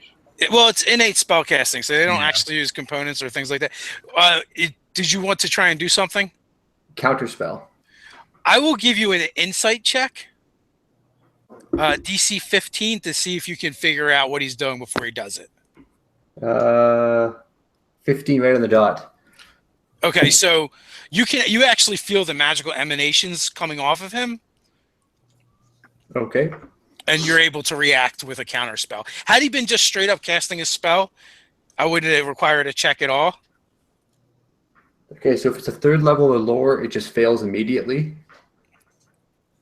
If it's fourth or higher, I have to make a roll against it. It was lower than third level, Okay. and with that uses up his action. But he still has his bonus and his move. So what he does is he leaps into the air and lands right in front of you, and his face is basically right up to your face, and he begins chuckling. And now his turn is over. So he thinks he's invisible still. Or something. Or something. So I just meow in his face just to piss him off. Piss at him good. Piss at him good. So with that, then the demonic baboons go. And Kevin, you only have the one in front of you now, so he misses you horribly. And Zach, the two that are near you. Mhm. One misses. Jesus, cursed dice. I've got your. Yeah. I'm fine with that. So you're fine as they kind of caper and dance around you, swinging wildly. Finally, all right, Keith. One of them comes in with you at you with his bite, and savagely sinks his teeth into your shoulder for 8 points of damage from a crit. And does a 18 hit you? Hit me? Yes. Yes. Okay. So the other one, while you're distracted from the bite, comes in and rakes its claws for 4 points of damage. So it was 8 and then a 4? Yes. Total? All right. And Zach, the first one comes in towards you, misses horribly, and so does the second one. They're not very accurate at all. Apparently not. And with that, two more drop out of the canopy near the half-elven fighter. Does a 13 hit you, Samantha? Does not. So that's going to miss you, but you're going to get one is going to bite you for 5 points of damage. Barely. Okay. So we are back at, to Keith. Mm-hmm. Okay, so now I have 2 of them on me. You do. Okay, so I think I might try and disengage and run closer towards the clearing with the rest of the group. And I guess that would be my action for the turn. Let's see. Are you? He's a rogue, right? You're a rogue. You can do dash. You can do disengage as a bonus action. Oh, that's right. Good. Then I will also try and shoot off an arrow once I get to my stopping point. Okay, you can absolutely do that. Let's go back to the dice here. All right, still rolling with disadvantage. So 2, longbow, B, and 8. So 8 was your high roll? 8 was the low roll. Oh, 8 on the die. So what's your total? No, total was 8. 2 Oh, on okay. the die, 8 total. Sorry. Okay, so again, that one plunks into the tree right next to the head of one of your adversaries, but does not hit its mark, All right. as you're still plagued with the curse of doubt.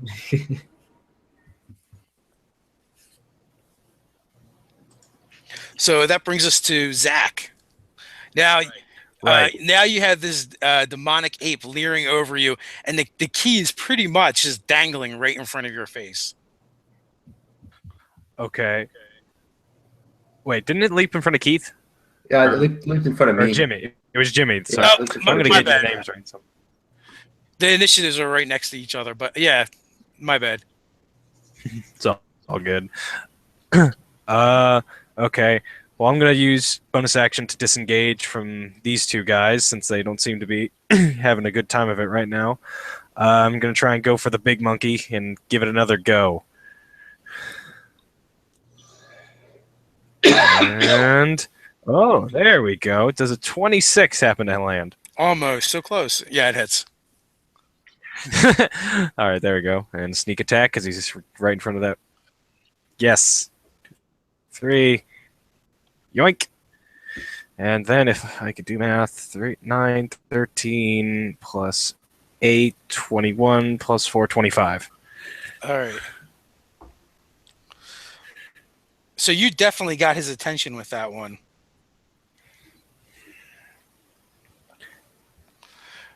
And now that brings us to the Jimmy, and everything I said before still holds true. He's right in front of your face. You're practically engulfing you, and because he's so much bigger than you, the key is dangling virtually between your eyes, and he just let out a huge yelp as he just took a. What did you attack him with, Zach? Rapier. Rapier. Gave him a poke. As he just took a rapier between the ribs. What kind of hand. what kind of chain is Slide it of holding the key on? It's like a leather collar with just like a single loop. Okay, can I just attempt to just rip that key right off of him? You absolutely can do that. So it would really it'd be make an attack roll. Attack roll, okay. 14 without modifiers. Okay, that will absolutely hit. And then give me a DC 12 strength check.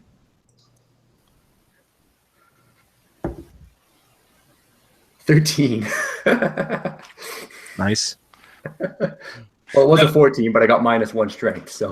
Yeah. Know that deal? So if you have athletics, I would actually let you apply to that, but I'm going to guess you probably do not. No. So you grab it and you tug on it, and it just won't break free. And You said it was a DC 12 save, right? And I rolled 13? Oh, DC 12. Oh, yeah, you definitely made it then. Yeah, okay. And then, so I guess that's my action. Yeah, you still have your bonus action. Okay, bonus action. I'm going to just turn into a silvery mist and just misty step away and 60 feet towards our archer that was up in the trees. Okay. I'm taking that key and I'm gone. Okay. Well, it's Red actually line. the arch. You know the arch to get out of here is actually on the other side of the clearing now. Because the old man basically told you where it was before he grill it out. Yeah. Okay. Yeah, so I'll head that way, and I'm assuming that everyone's going to see me doing this, so if not, I'll yell, "Hey, this way!" Tactical retreat. And then I guess I still technically have my movement, Yeah, you would. so I've got an additional 60 feet of movement speed then because of my feline agility. So I guess essentially 120 feet from where he was towards the arch. I'm just gone. Okay, so at this point, it's actually within sight. When you break the clearing, you can you go a little ways and then you can see it, but it was obscured from when you were in the actual clearing itself. Oh, okay. So the rest of you guys, you see your companion, the Tabaxi, grab the key off of the demon's neck and just turn into smoke and reappear on the other side of the clearing and then just bolt. Go Ryjax! Woo! Now follow me. No kidding. And with that, Samantha, you are up. Awesome. So I'm hooting and hollering. And what I'm going to do is go ahead and I think I'd like to shoot this big guy with a defending arrow. Okay. So I'm going to go ahead and I rolled a... So it's actually a D20 plus I get 2d6 as well. Right? That's the damage. You do Oh. bonus damage when you hit. It should just be like a normal shot, right? Yeah, it's a normal shot. Yeah, you Okay, here I D20 go. plus your attack bonus. Okay, so Oh, I plus got 7 or something. 12. And then do I use my dexterity on this too? Yeah, It you should would be- use your dexterity plus your +3 for your proficiency bonus. So that's an 18. Okay, that will absolutely hit. It slams right into the back of the creature. Yeah.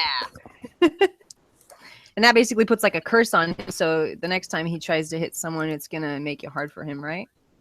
Okay, is that give him disadvantage? Yes, on the next turn that he tries to hit at me. Throw at me, or is it throw to anybody that he tries to attack?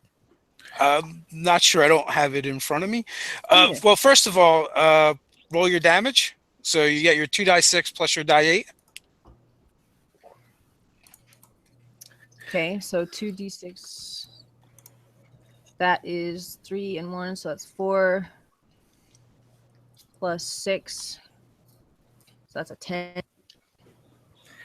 Plus my dexterity. Yep, your dex and your bracers. So that would be 13, 17. Because I've got my bracers and plus my fighting damage is +2. You're an arcane archer, right? Yes. And you said you use a defending arrow. Right. Creature that gets hit by this arrow suffers disadvantage on the next attack roll it makes before the end of your next turn. My next turn. Okay. Thank you for clarifying. Thank you, Google. All right, so that's your first shot. You still have another shot. You still have another shot if you wish to take it. Right. Okay. So I think I'd like to shoot him and then run away. Can I do that? You As my can. next- Okay. So I rolled a 17. No hit. Okay. And then a 4.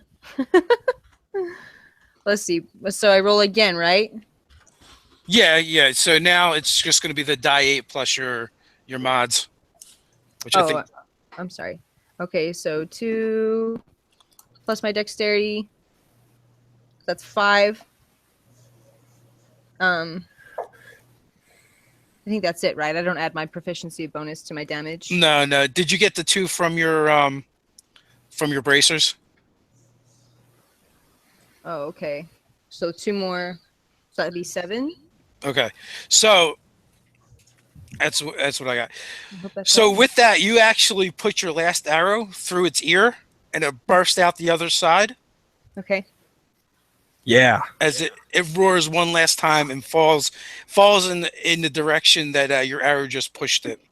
Take that, beast. And as if in unison, all the other apes begin to howl. And you're not only do you hear it with your ears, but you hear it with your minds as well. And you find it very discerning and painful. But as they do, they all begin to combust into black flames, and then blow away into ash. What? Haha. So whatever binding magic was holding them here appears to be tied to the creature that you just felled. Right on. Woohoo! Let's go catch up to the cat person. Let's run now. Yeah. GTFO, right? So with that, takes you a little bit, but you are able to catch up to the Tabaxi warlock, and he's kind of like hanging out at the arch, Hey guys. and it's Just sitting there licking my paws, cleaning them. I like come up and scratch the back of your ears. I'm like, good kitty. My back paw kind of twitches a little bit.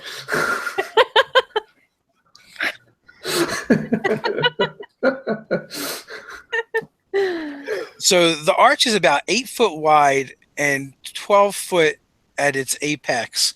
It's ornately carved of some kind of like twisting granite, and it almost looks like it was grown the way it just kind of flows from the ground, out of the ground into the ground on the other side.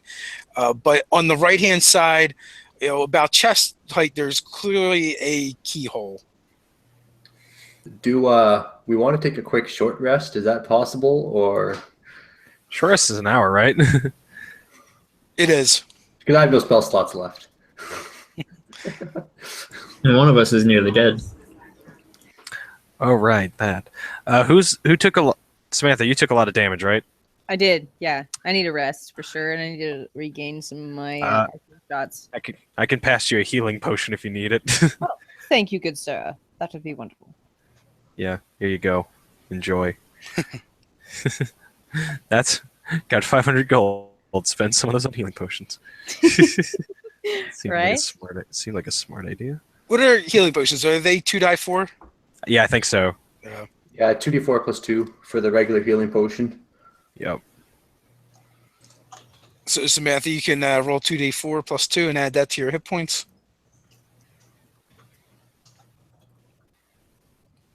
And then if 5. Okay, so if you guys are taking a short rest, you can then spend hit die if you wish to get back some of your health. Sounds like a good idea. Short rest, you said? Yes. Okay. Hold on. I gotta roll 1d10. That's right. Okay. You can spend up to the max number of hit dice you have, right? Until Yes. another long rest? Okay. Oh, so we're just on I'm short. back up. Oh, okay. Yeah, just a quick short rest. I just need spell slots back. You're doing a long rest? Just a short, because I'm a warlock, so I only have like 2 spell slots, so I regain them on short rests. Okay, 3. Well, I'm up to. Wait, what am I up to? 32, 8, 40. Okay.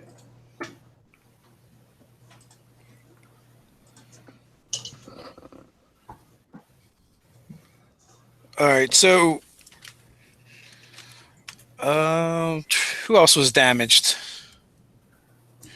I healed. Okay. I healed up a little. What about you, Sam? Did you roll some hit dice? Just don't have her ears on. For the potion or for what? No, do you spend your spend hit die to heal? So you have your level in dice that you can spend to heal. She's a fighter, so she should have it to 5d10, right? Yep. So, okay. So I know that I spent. I'm injured plus my defending arrow. Yeah. So you'll get back on the short rest. You're a fighter, so you should get back your. Mm-hmm. You'll get back. I believe you get back your arrows. Right. For arcane archer, you'll get back your second wind, and now you can also spend hit dice up to 5 in order to heal yourself. Okay, I see. Which I would highly recommend since you took a little bit of a beating. Okay. Absolutely.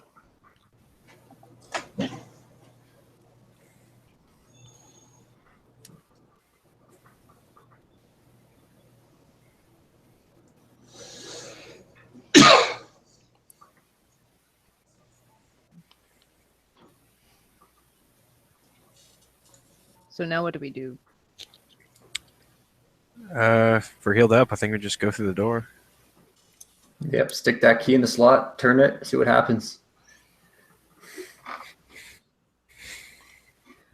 So as you insert the key into the into the hole and turn it, a cascade of magical energy begins to rain down in between the arch. Almost like someone just poured water down, but it definitely has that oil slick kind of look to it. And then as the last of it like clears away and hits the ground, it turns into mist, and you hear it hiss. And then before you see a large chamber with a ziggurat in the center of it. There seems to be water lapping at the bottom of it, all the way around it. The ziggurat itself is about 60 feet high. The chamber you can't even see the ceiling of, and you do not see any walls either. It just seems immense. So it's a chamber? It is, and it seems to be dimly lit. Okay. And from here, you can actually smell like a stagnant water, Mm-hmm. and you can hear the lapping of water at the edge of the ziggurat. Okay.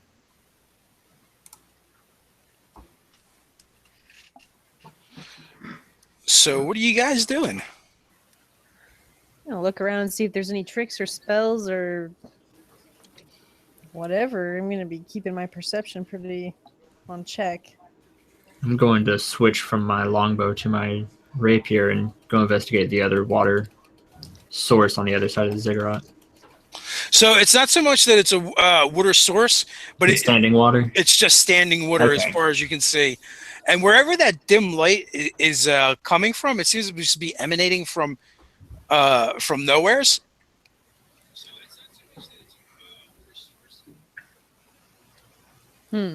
Interesting. And every once in a while, you see like a a pile of like scum floating in the standing water. How deep is it, or can I tell? Just by looking at it. Just by looking at it, there's no way to tell. Could I cast light on an arrow and shoot it down? Yeah, you could do that. I'd like to do that. Does that count as an attack? Do I get to take 20 on an attack roll to get rid of this disadvantage? No, specifically you have to attack an enemy and hit. That's fine. So yeah, I'm gonna cast light, sheath my rapier again, and shoot a bright arrow into the water. See how deep it is. See if there's anything in it. So it actually doesn't go very far, and when it hits the bottom, and your arrow and the arrow snaps, it's probably a little bit, maybe midway calf. It's somewhat disappointing, but considerably less ominous than I was expecting. I was like, oh, that's pretty easy. There's nothing else in it though. It's just kind of scum floating on the top. Yes. Okay. And is this just like, like moss or whatever? Yeah, it could be moss. It could be algae.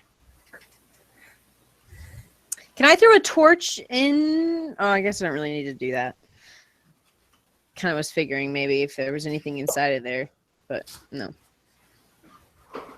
It's only as deep as a calf, right? Yeah, it's like halfway up someone's calf. Okay, so how big is this room again, or this place?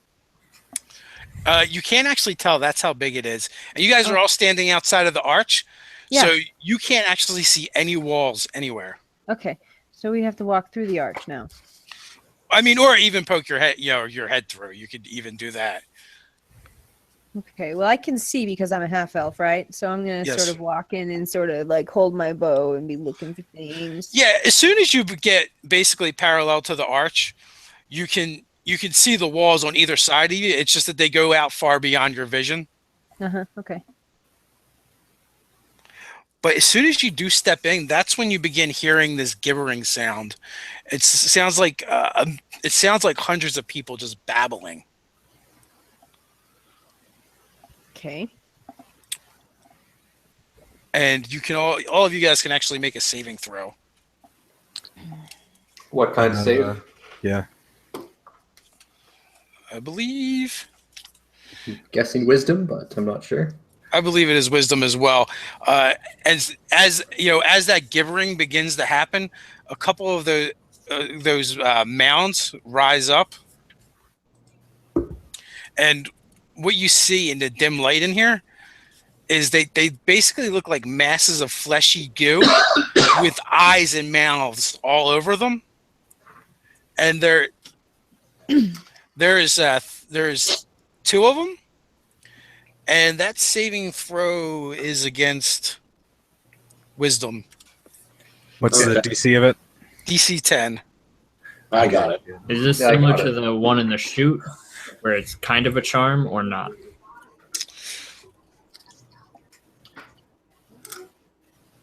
I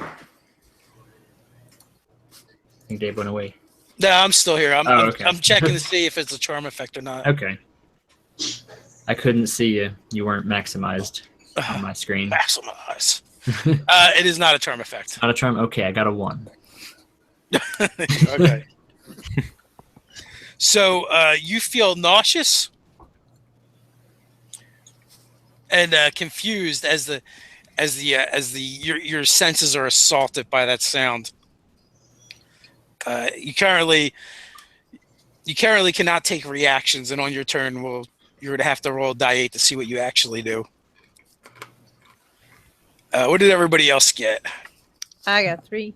I got it. So 14. Natural 20. Okay. Solid. So I guess it was Keith and Sam both failed. So you both right now you're kind of like taken aback, and your senses are just being overwhelmed by this gibbering sound, and it has you disoriented. What does everybody want to do? Lay down and start crying. I want to shoot an Eldritch Blast bolt at each of those mounds. Okay. First one is a 24 to hit. Second one's an 18 to hit. Oh yeah, absolutely. First one's going to take 13 force damage, and the other one's going to take 12 force damage. All right.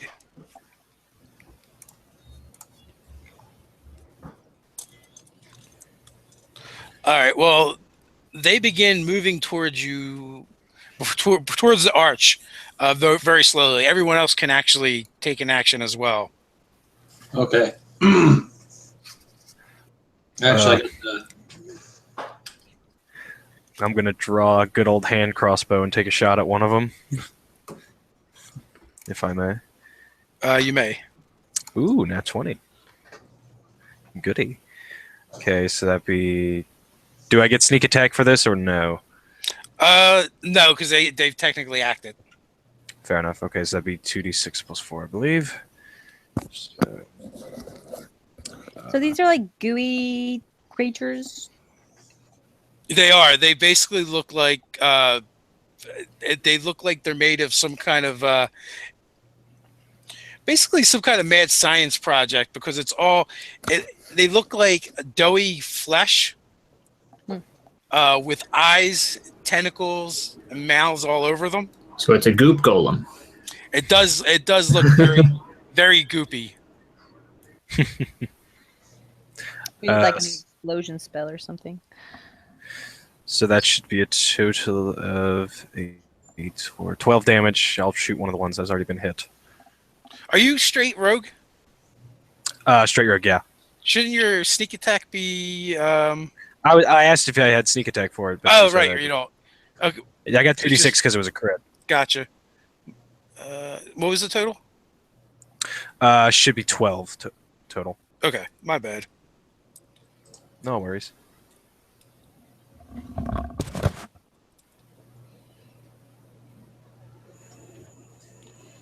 All right, so what are you doing, Kevin? I am going to. Well, first of all, I'm activating Hunter's Mark. Ooh. Okay. Then I'm going to. That's one. That's an extra 1d6 if I remember correctly. That is correct. Okay. So I'm going to fire an arrow at one of them.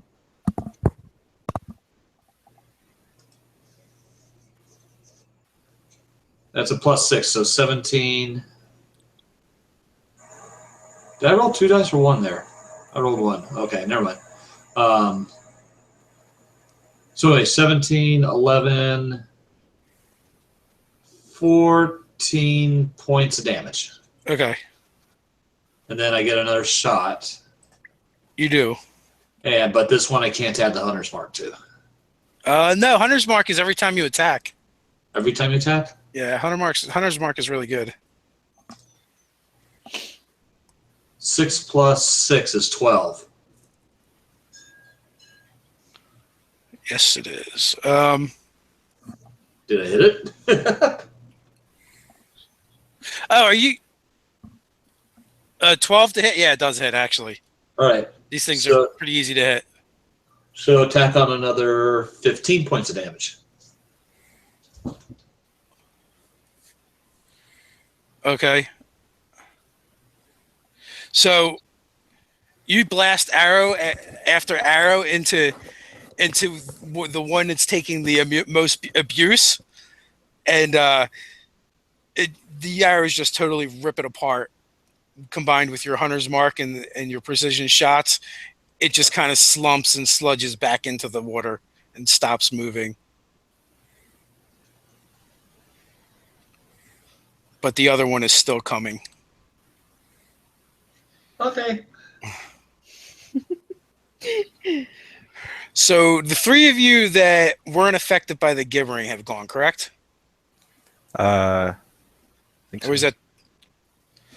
So Yeah, I did the initial round, but that was it. yeah. I was not So- affected. Okay, so I need Keith and Samantha to roll a die 8 for me. I got a 4. 8.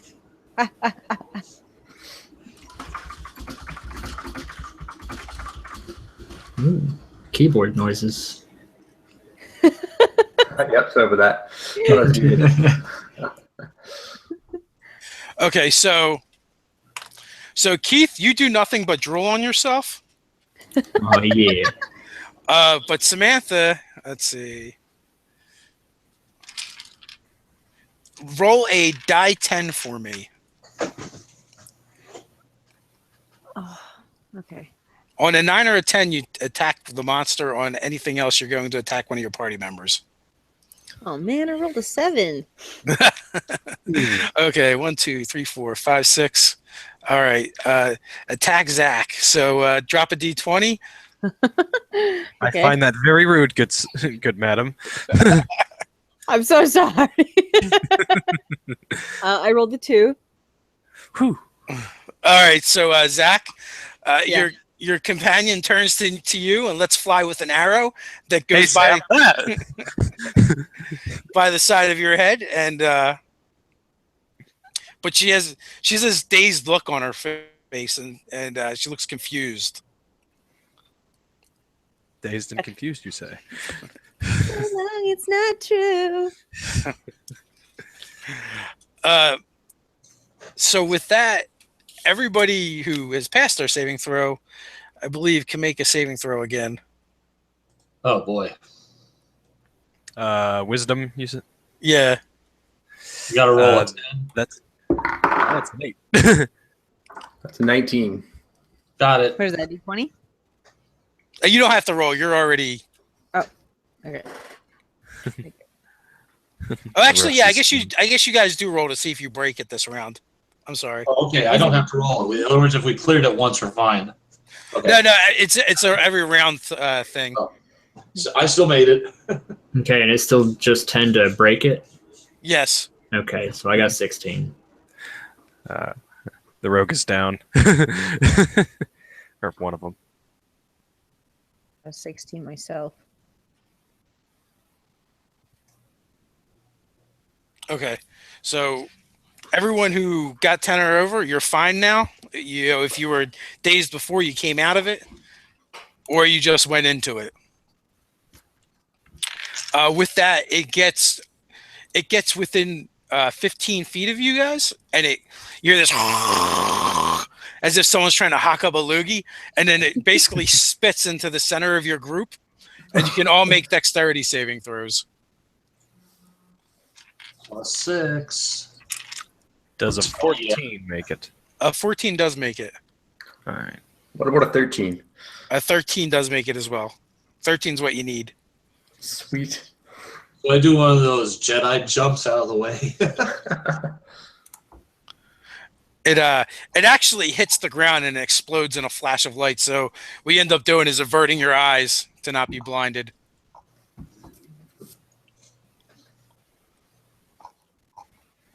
So it's a goop golem that spits light. Yes. This is terrifying. Destroy with fire! Kill it with fire. Then Can it I like throw like some kind of like, what are they called for my explorer's pack? A torch? No. Gosh, that doesn't explode. Ball bearings. There you go. Alchemist fire. Just pelt them. So after it spits, it then immediately lunges forward and goes after Kevin and tries to bite you. These dice freaking hate me today. Yeah, so a 5 isn't going to do it. So basically, it almost looks like a wave of flesh moving in your direction, and it kind of undulates forward with like a pseudopod with all these different mouths and eyes on it, and it slams into the ground right next to you. And the other thing that is happening, all the ground all around it is becoming warped and almost soupy like. So you guys, if you're anywhere as near it, it's considered difficult terrain, as it's almost like slogging through deep mud, and it was not that way before. Okay. I'm pulling swords out, so. Can a half elf jump to the trees? You could try and do that. So For simplicity, we'll just keep the same order we were going in before. You guys all go first anyway. So with that, we'll go with Keith first. What do you want to do? Well, probably take a few steps back so I don't get caught in the mud, and then launch an arrow at the one near Phelan. Okay, so is that a disengage action for you? I suppose it would be if I'm that close. Yeah. Yeah. I don't know how close I was. It was kind of like in the middle of you guys. Okay, so I'll use the disengage as my bonus, Okay. and then attack with the longbow. I don't think I rolled initiative, to tell you the truth. We did, and we just kind of went. You guys went first, and Oh, okay. Okay, so All right, gotcha. total it's 18 to hit. oh, absolutely. Okay. Does it get the sneak attack since it's adjacent to the ranger? It does. Okay. D6 and a D8. Question: did you roll with disadvantage? That time I did not know. Let me go ahead and roll another one. Thank you. So that one was 18. That one goes up to 8. There we go. I was almost out. The arrow actually bounces off of its rubbery hide. You were so close to hitting. It hit it, and then it remembered it had disadvantage, and it turned to the left. These things almost have an armor class as bad as zombies. Okay. It's too good though. We need some salt. So Zach, you can go. I got affected by the whatever it is. So So roll a die 8. alrighty then. Whatever it is. A 7. The The 7. The 7 is a good one. So roll a die 10 now. So on a 7 or 8, a 9 or a 10, you attack the creature. Come on, 9 or 10. 1. All right. So you're going to attack the tabaxi. Oh no. Bad kitty. Okay, so you're also a rogue, right? Yep. Okay. Oh dear. That's an 18 to hit. So on the plus side, it wasn't a crit. It was not a crit. Or that's an 18 on the roll. It's actually a 25 to hit. Yeah. Yeah, that definitely hits. So I feel like I shouldn't ask this because it's my teammate, but I should ask this for correctness sake. Is there a sneak attack? You absolutely get your sneak attack. It's even worse. Totally not expecting that. Well, technically, if you really want to make it bad, if he's surprised, it'd technically be assassinate. Sorry, Jimmy. I should stop talking. Yeah, I'm pretty sure you can choose to do that stuff. You don't have to use those abilities each time. I don't want to, but apparently I will say, because if this had happened, but he hadn't acted, then I would absolutely say it was the assassinate ability. But because he's already acted, that would negate that anyway. All right, cool. So, as much as I would love to see you assassinate him. Well, technically, no, you get advantage. It's if they're. I'll stop talking. Okay, that. 1, 5, 7 plus 8, 15 plus 4, 19. So how much damage? 19 total? Oh wait, actually, I'd probably be using my bow, wouldn't I? So I'd have to roll a d6, so that 8 would not be there. We'll just ignore the 8. Okay, so 2 less. Yeah, 2 less. So whatever I said before, minus 2. So 17. Yes. Oh, yeah. That's not too bad then. It's not too bad. I mean, you just had an arrow go through your knee. Wow, bad kitty. And I guess that's it for me. All right. So after Zach, we have the Tabaxi. Jimmy, you're up. Okay. If I use Misty Step, would I have to disengage first, or? No, that's one of the beautiful things about that spell. Okay, so we're just inside the arch right now, right? Yes. What are the walls made of that I can see along that arch wall? On the inside, it is actually like hewn stone. Okay, so like I could grip to it with my claws. Yeah, I'd let you do that, sure. Okay, so I'm just going to Misty Step 60 feet into the air onto one of those walls. Okay. Nice. Just hold myself up there. And then Eldritch Blast at the pile of flesh attacking our party right now. So, did you just use your Tabaxi movement ability to get 60 feet? No, that was just the Misty Step. Misty Step's only 30, I think. It's not going to make that much. It won't make that much of a difference. Yeah, because I can climb the additional 40 feet if I really need to. So 30 feet, yeah. So make your attack. Okay. So 21 for the first bolt and 22 for the second bolts. Yes, I'm and assuming yes. both those hit. So 10 damage from the first bolt and 14 from the second bolt. Okay. So 24 force damage total.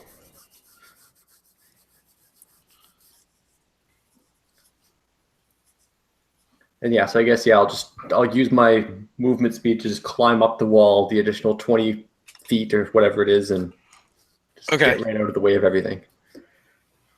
Just go hide. All right. So with that, Sam, you're up. Okay.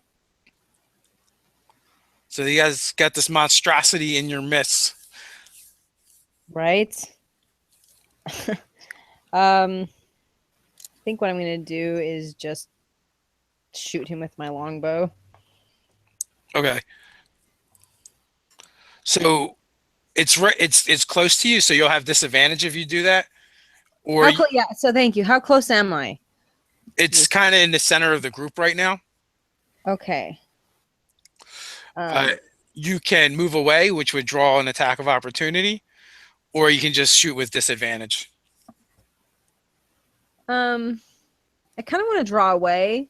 I was thinking definitely get away first so that I could kind of shoot from afar. Okay. Well, it just gets a single lunge at you, which it misses. Okay. Okay, so now I can do my attack. Or is that my action? No. Now you get to take your attacks. Okay. So that is a 14, 16, and 21 would be my attack. That will hit. And then I get another action. Yes. Another action. Not another action, but another attack. Yes. Another attack. Thank you. So that would be 10, 14. And that definitely hits as well. Yeah. Very good. So I have jumped out of the way now and shot and hit him. Yep. So now you can roll your damage. Okay. Which is a 5, 6, 7, 8, 9, and a 12. So 12. Okay. Is that one attack? That's one attack. Okay. Yeah. Okay, and then a 13 and a 20 for my second attack. Is that correct? Okay. And with that, totally obliterates it into goo. I rolled a pretty good that time. Whoever's standing on the other side of it is probably covered in bits. That would be me. Yes. Take I was that. just curious, is this a large creature? These are medium. I haven't hit anything large yet, okay. Except for the ape thing that I was too far away from, okay. Yeah, the ape thing was definitely large. Hope you like slime, Kevin. Ha ha! So am I out of the trance now? Yes, it's no longer making the noise, and also Jimmy, you can't hear it either from where you're at, so it either stopped or is no more, because it's actually out of your line of sight now. Out of mine? Yes, because you went to the other side of the arch and then up the wall. So there's the wall between you and where it would be. Oh, are we battling this thing inside or outside of the arch? It came outside. Oh, okay. I thought we were inside battling. Okay. I mean, it's dead now, so. Yeah. No, it can't be dead. I needed to hit it.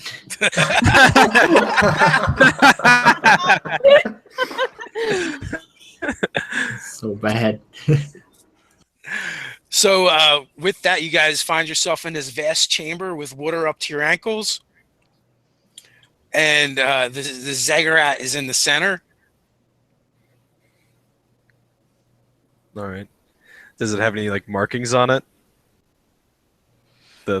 No, it is basically it's very plain, but it's like blue and crimson stone blocks seem to make up it. And as you come into the chamber, you can vaguely make out like a pedestal up on the top.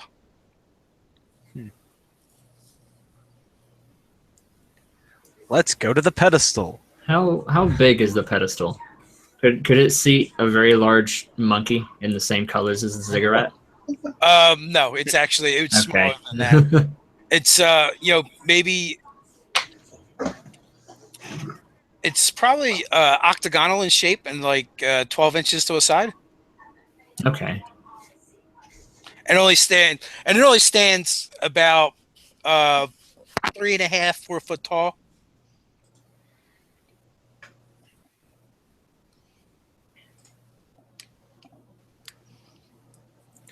I would like to approach this pedestal. So when you see the pedestal, you actually see a keyhole in the top of it.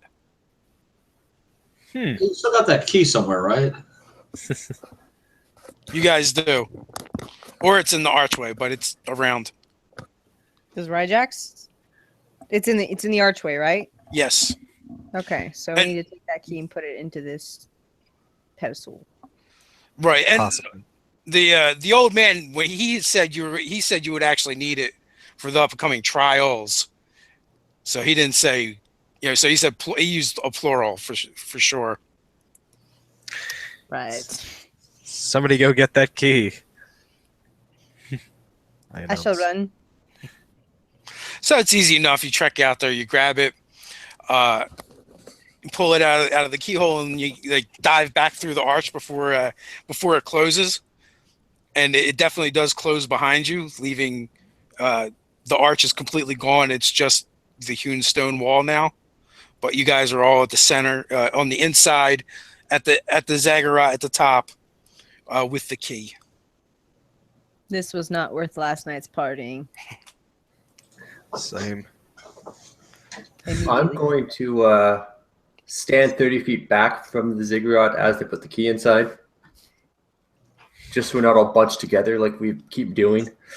Spread out. Nah, man. Stick together.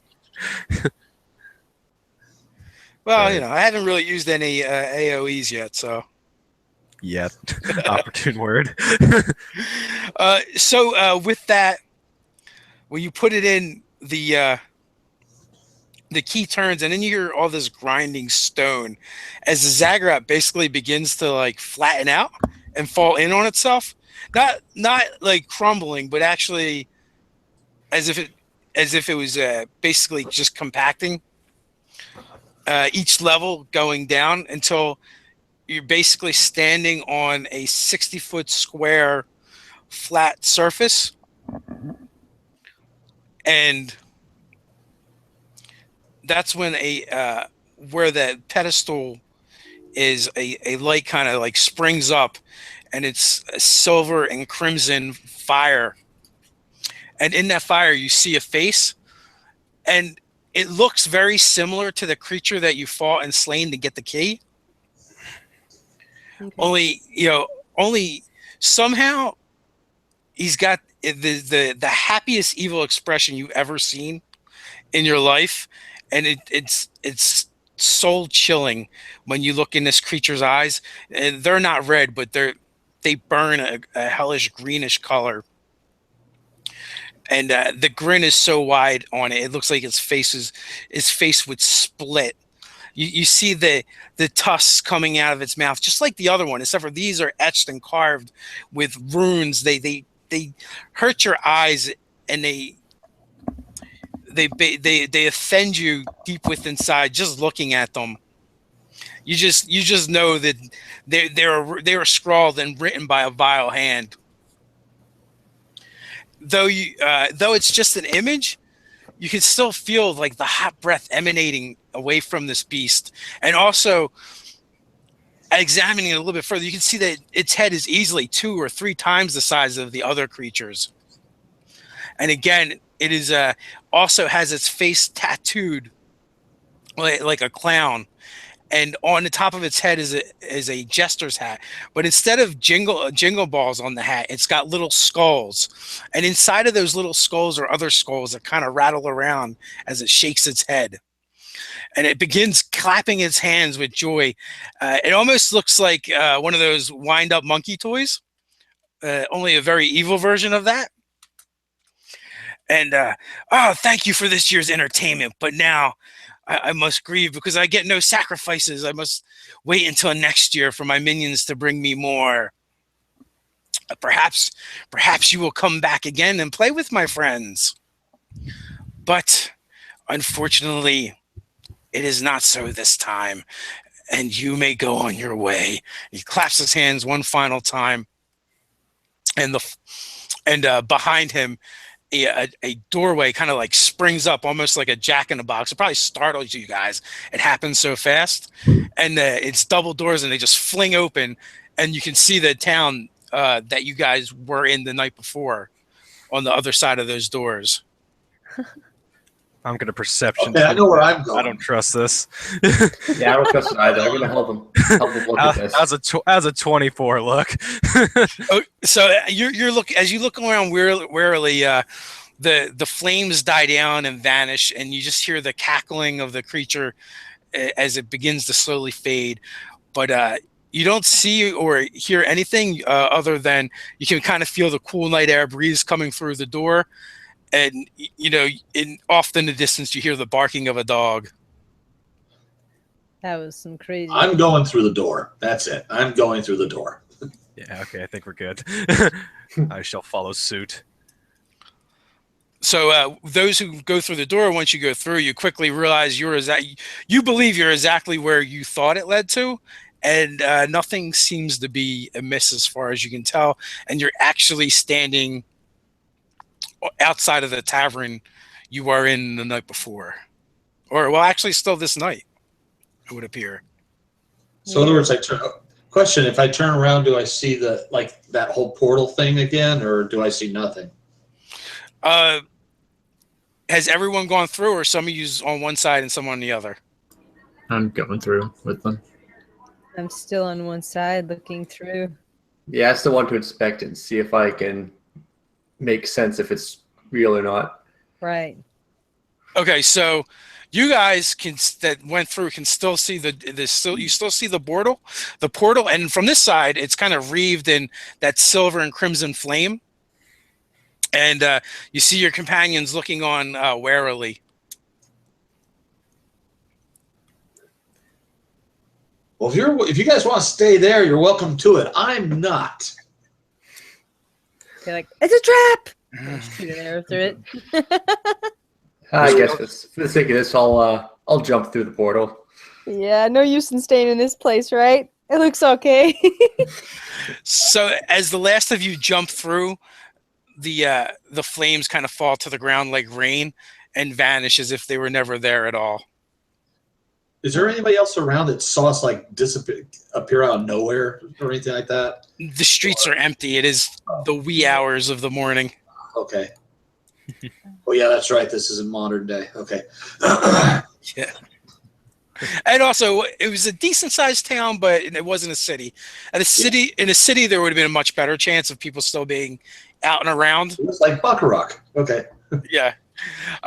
So with that concludes our fan game for tonight. I hope you guys had fun. The Legacy of the Demon Jester, which I think maybe we'll do something even more with him later on in our campaign, Chimes of Discordia. I want to thank all you guys for watching. I want to thank you guys for joining in the game. So with that, until next time, stay nerdy. Woohoo! Awesome.